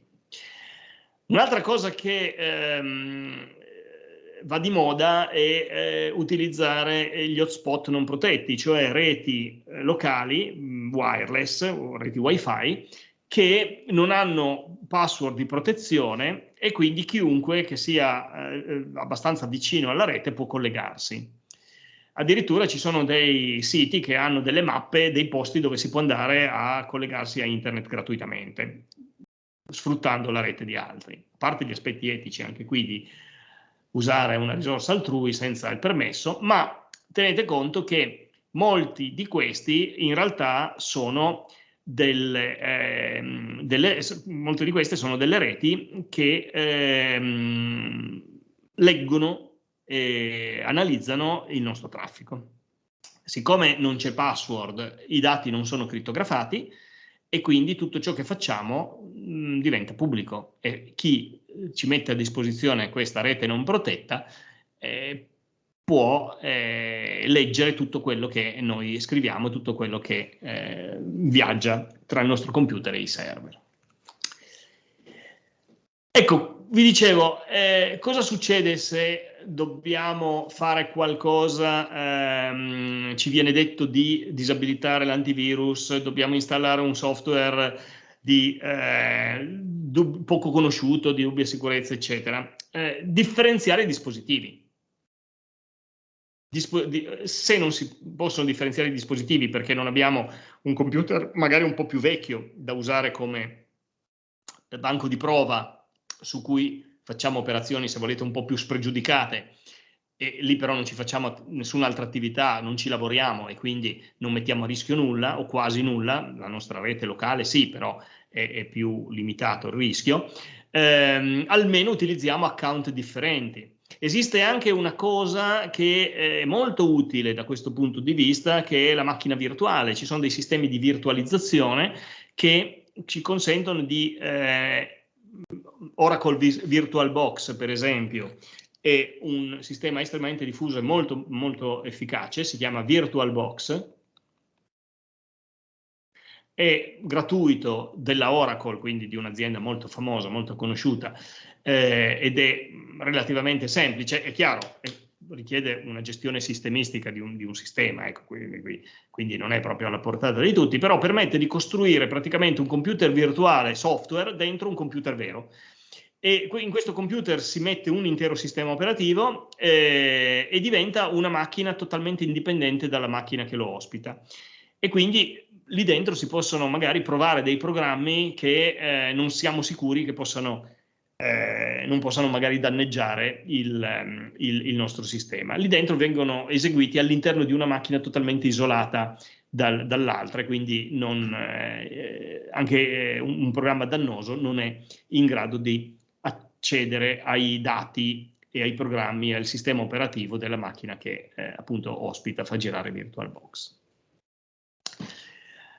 Ecco, Dal punto di vista ancora della rete, è necessario sapere che questi sistemi, prima vi dicevo che un sistema appena viene collegato alla rete, immediatamente viene attaccato. Come viene attaccato? Viene attaccato perché i sistemi moderni dispongono di un sacco di programmi che restano in attesa sulla rete di connessioni, oppure che aprono connessioni sulla rete per svolgere in autonomia varie attività, fra cui per esempio quella di verificare se ci sono degli aggiornamenti del software. Ecco, il problema è che questi canali di comunicazione spesso vengono utilizzati per attaccare il nostro sistema, essenzialmente utilizzando utilizzando male il protocollo di comunicazione, cioè utilizzando dei dati forgiati in modo anomalo, tale per cui questo dato forgiato in modo anomalo mette in crisi il programma che gira. Lo mette in crisi se l'hacker è riuscito a sviluppare l'attacco in modo efficace, permettendo all'attaccante di prendere il controllo della nostra macchina. Ecco, come si protegge questo? Con i cosiddetti firewall, che appunto fanno parte di quell'endpoint security di cui vi parlavo prima, tant'è vero che oggi i firewall sono già inclusi nel nostro computer, insieme all'antivirus e ai vari sistemi di protezione. I sistemi operativi mettono già a disposizione un firewall. Poi abbiamo firewall a tutti i livelli, sia nell'access point, per esempio, se avete, come sicuramente avete, lo state utilizzando probabilmente adesso,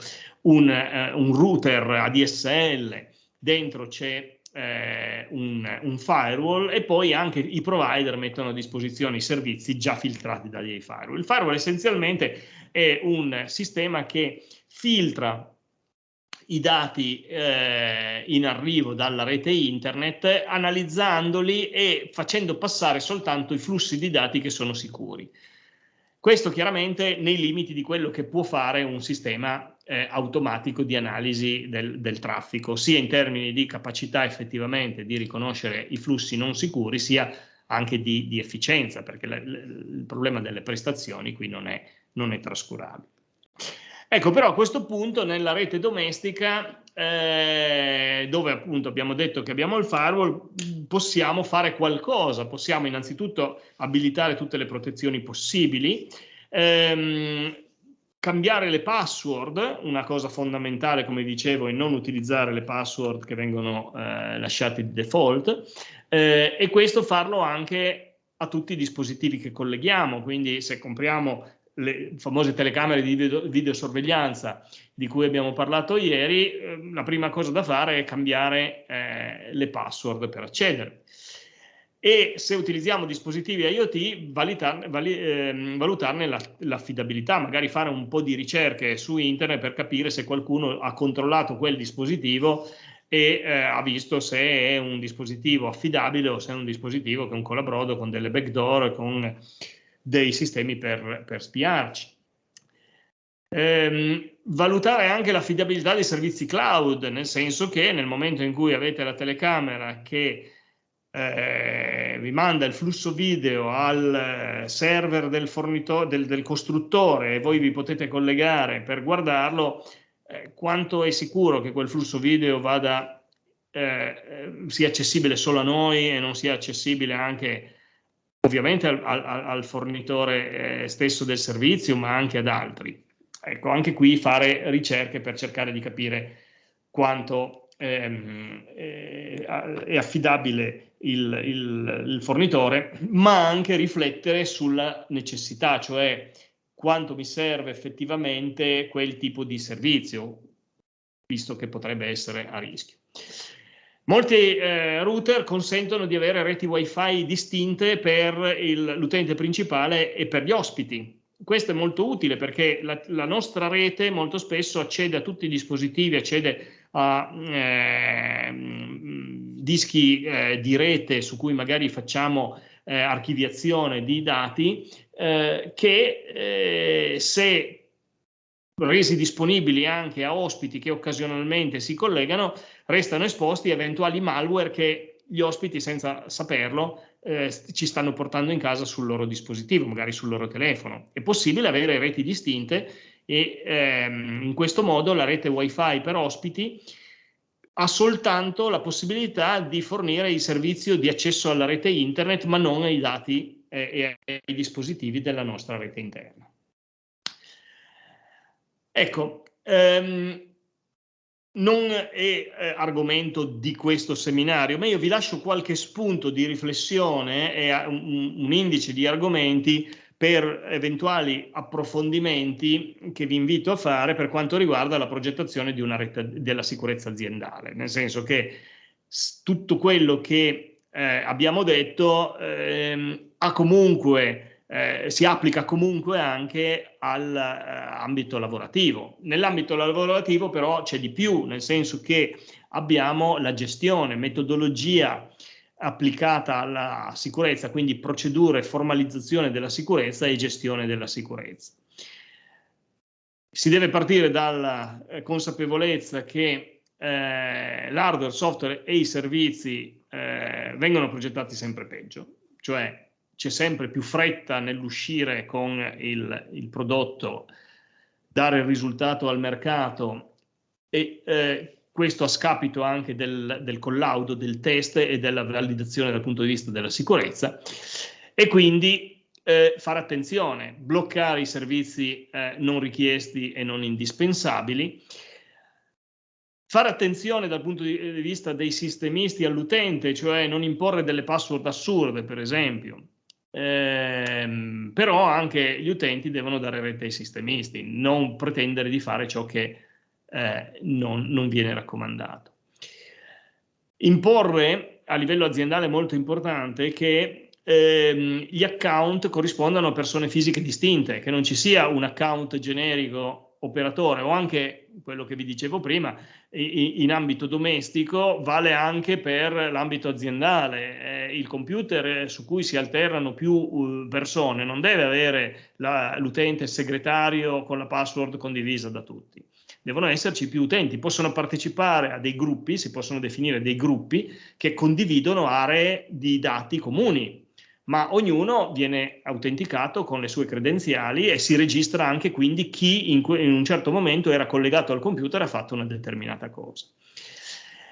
E controllare anche quindi che i collegamenti attivi siano solo quelli effettivamente necessari. Nelle aziende grandi un problema è quello della cancellazione degli utenti che non devono più esserci, perché magari hanno cambiato lavoro, se ne sono andati da un'altra parte.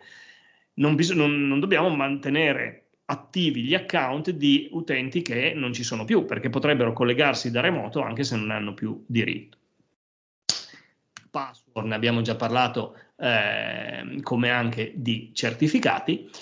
E poi, ultimo spunto, ci sono modalità di gestione degli account per prevenire gli accessi illegali. Per esempio, un utente non può essere contemporaneamente su più computer e quindi limitare il numero di account contemporaneamente attivi per un utente. Blocchi degli account se ci sono più tentativi di login fallito, perché vuol dire che qualcuno magari sta provando le password. In alcune aziende si limitano gli orari a cui si ha accesso alla rete, magari combinandoli con l'orario di lavoro dei dipendenti.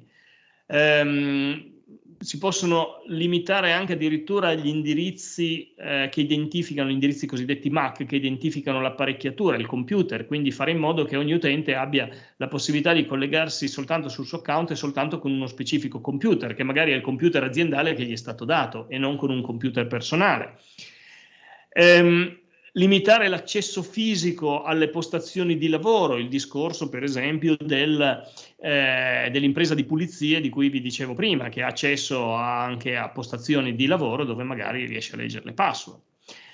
Utilizzare prodotti certificati, software originale, educare gli utenti a chiudere le sessioni di lavoro quando lasciano la postazione. Questo è un altro problema. Vado a prendere il caffè, lascio il computer acceso, tutti i file aperti, eccetera, eccetera. Esiste la possibilità di mettere in stato di blocco il computer, cioè il computer continua a essere acceso, non perdo nulla, ma non posso lavorarci se non immetto la password. E questo è utilissimo perché mi permette di lasciare la postazione di lavoro senza lasciare esposto tutto il mio computer e tutti i miei dati a chiunque passi lì davanti. Vi segnalo il fatto che ci sono delle aziende, soprattutto quelle che lavorano con i militari, che limitano o addirittura impediscono l'utilizzo di dispositivi esterni. Tolgono i lettori di DVD, per esempio, tolgono i floppy disk, ormai non esistono più, tolgono i driver per leggere le penne, le chiavette di memoria, e poi solito antivirus. Per quanto riguarda la rete, protezione della rete stessa anche a livello fisico, protocolli sicuri e protezione tramite firewall, quindi utilizzo di crittografia, abilitazione dei firewall, cifratura, quindi crittografia del traffico. Questa è una cosa molto più da sistemisti. Gli account per l'amministrazione remota, la versione aziendale di quello che vi dicevo per quanto riguarda la manutenzione remota. E infine politiche di backup, che devono essere periodiche e automatiche, che devono prevedere la lettura dei dati per verificare che i backup funzionino, e conservazione in luoghi sicuri separati da quelli che ospitano i server. Luoghi sicuri significa anche cassaforti, cioè i backup vengono tenuti in ambito aziendale, oltre che in sedi diverse, ma anche in cassaforti ignifughe, perché ovviamente si tratta di beni preziosi. In conclusione vi segnalo tra i vari siti dove ci sono informazioni utili anche per il cittadino in ambito di cyber security, quello probabilmente più importante, che comunque è il nostro riferimento ufficiale e formalmente il riferimento nazionale, che è quello del Commissariato di Pubblica Sicurezza, che è la cosiddetta Polizia delle Comunicazioni o la Polizia Postale, che ha un sito con tantissime notizie e soprattutto linee guida, suggerimenti, istruzioni, sia per le famiglie sia per i ragazzi, i giovani, e questo è estremamente utile, dà proprio informazioni molto semplici ma molto molto efficaci. Quindi vi raccomando di usarlo e anche darne diffusione soprattutto per i più giovani. Ecco. E con questo ho riassunto quello che mi premeva raccontarvi e di cui volevo potervi lanciare questi messaggi di sensibilizzazione, sperando che ne facciate buon uso e che vi aiutino nel proseguire in questo nostro cammino nel mondo digitale in modo più consapevole e sicuro. E vi ringrazio naturalmente per l'attenzione. Ovviamente, se avete domande, ben volentieri possiamo parlarne.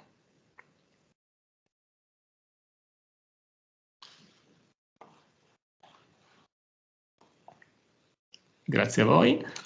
Allora, a volte capita di andare in un qualsiasi sito e che esca una finestra che mi chiede di accettare i cookies. Cosa sono e cosa comporta il fatto di accettarli?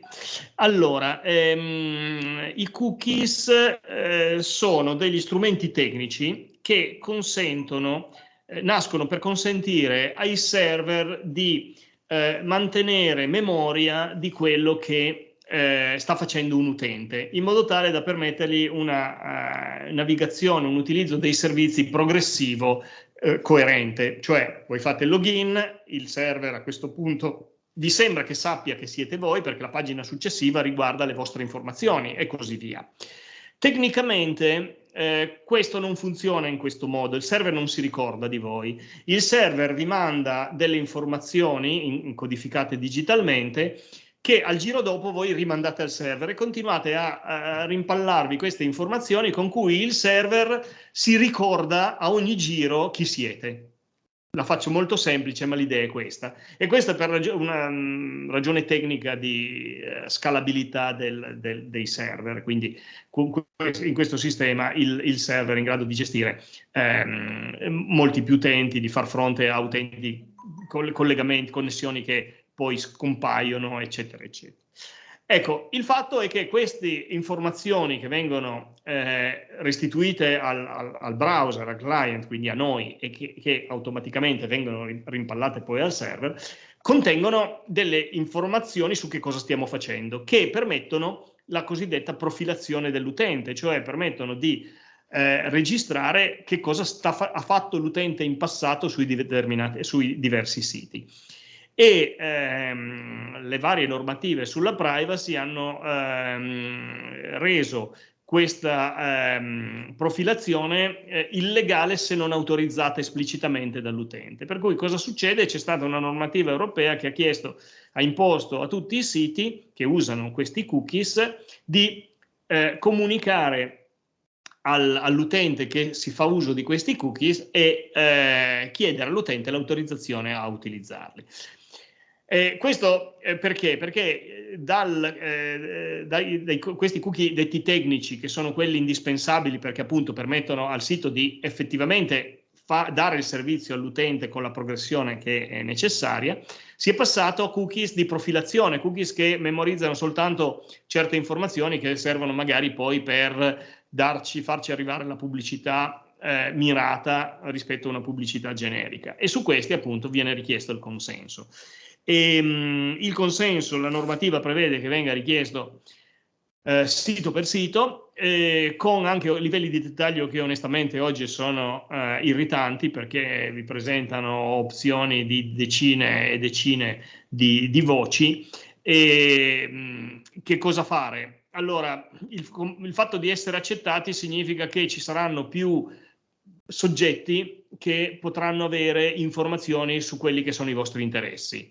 Difficilmente queste informazioni possono essere dannose, se non per il fatto che potreste ricevere delle notifiche di, diciamo, informazioni pubblicitarie relative a cose che avete cercato, per esempio, o informazioni su pagine su cui avete navigato.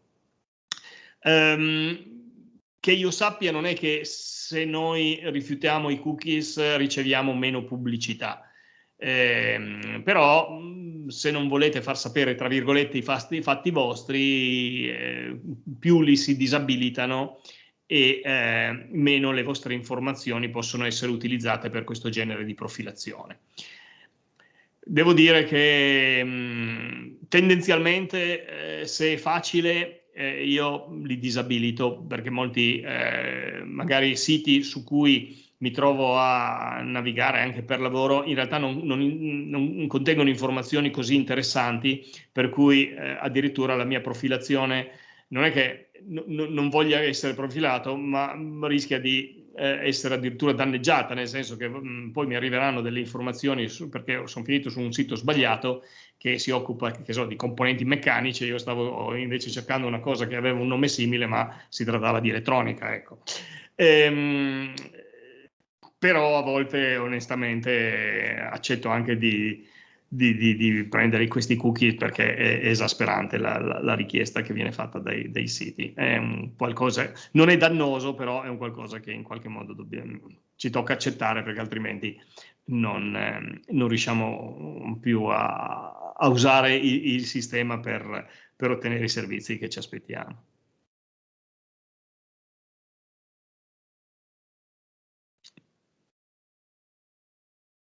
Bene, c'è qualche altra domanda? Ho sentito una voce per un attimo. Se qualcuno ha anche domande da fare via audio, ben volentieri.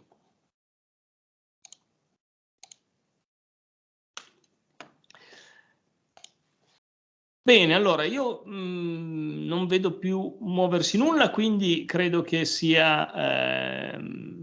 possiamo concludere.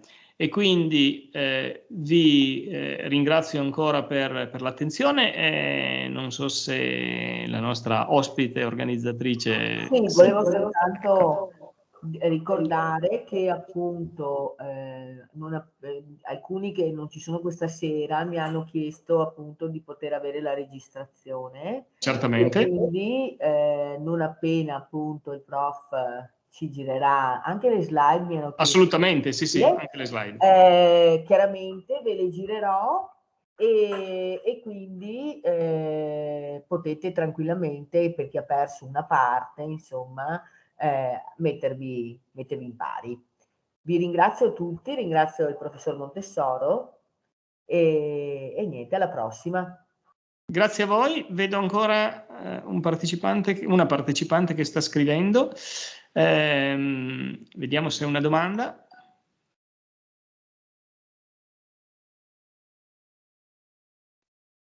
Se non è timida può anche far la voce, così abbiamo subito un'indicazione. Se possibile, anche per chi è presente la registrazione, beh, naturalmente, sì, io credo che la registrazione, il link alla registrazione sarà dato a tutti gli iscritti, giusto? Sì, viene anche pubblicato in una sezione del sito, che poi comunque Perfetto. noi la mettiamo un po' anche sulla nostra pagina social, ma ve la manderemo e potete anche scaricarvi le precedenti. Quindi Benissimo, abbiate solo un perfetto. pochino di pazienza quando ci arriva la registrazione, siccome siamo in due che ci occupiamo di questo, e questo è un momento in cui praticamente anche nel mese di novembre abbiamo un sacco di attività, e quindi con un po' di pazienza, ma vi arriva sicuramente a tutti. Benissimo. Sì, non abbiate assolutamente problemi a farla vedere anche ad altri. Ci tengo che ci sia una divulgazione proprio di queste informazioni, quindi ve ne sono grato. Bene, allora grazie ancora a tutti voi per l'attenzione, ancora grazie a tutti coloro che hanno lavorato per l'organizzazione e per questa iniziativa che, ripeto, per me è molto importante, e quindi vi auguro una buona serata e vi do un arrivederci alla prossima occasione, che spero che ci sarà. Di Buona nuovo arrivederci serata a a tutti. tutti, Buona serata. arrivederci. Arrivederci, grazie. Arrivederci a voi. Grazie, arrivederci.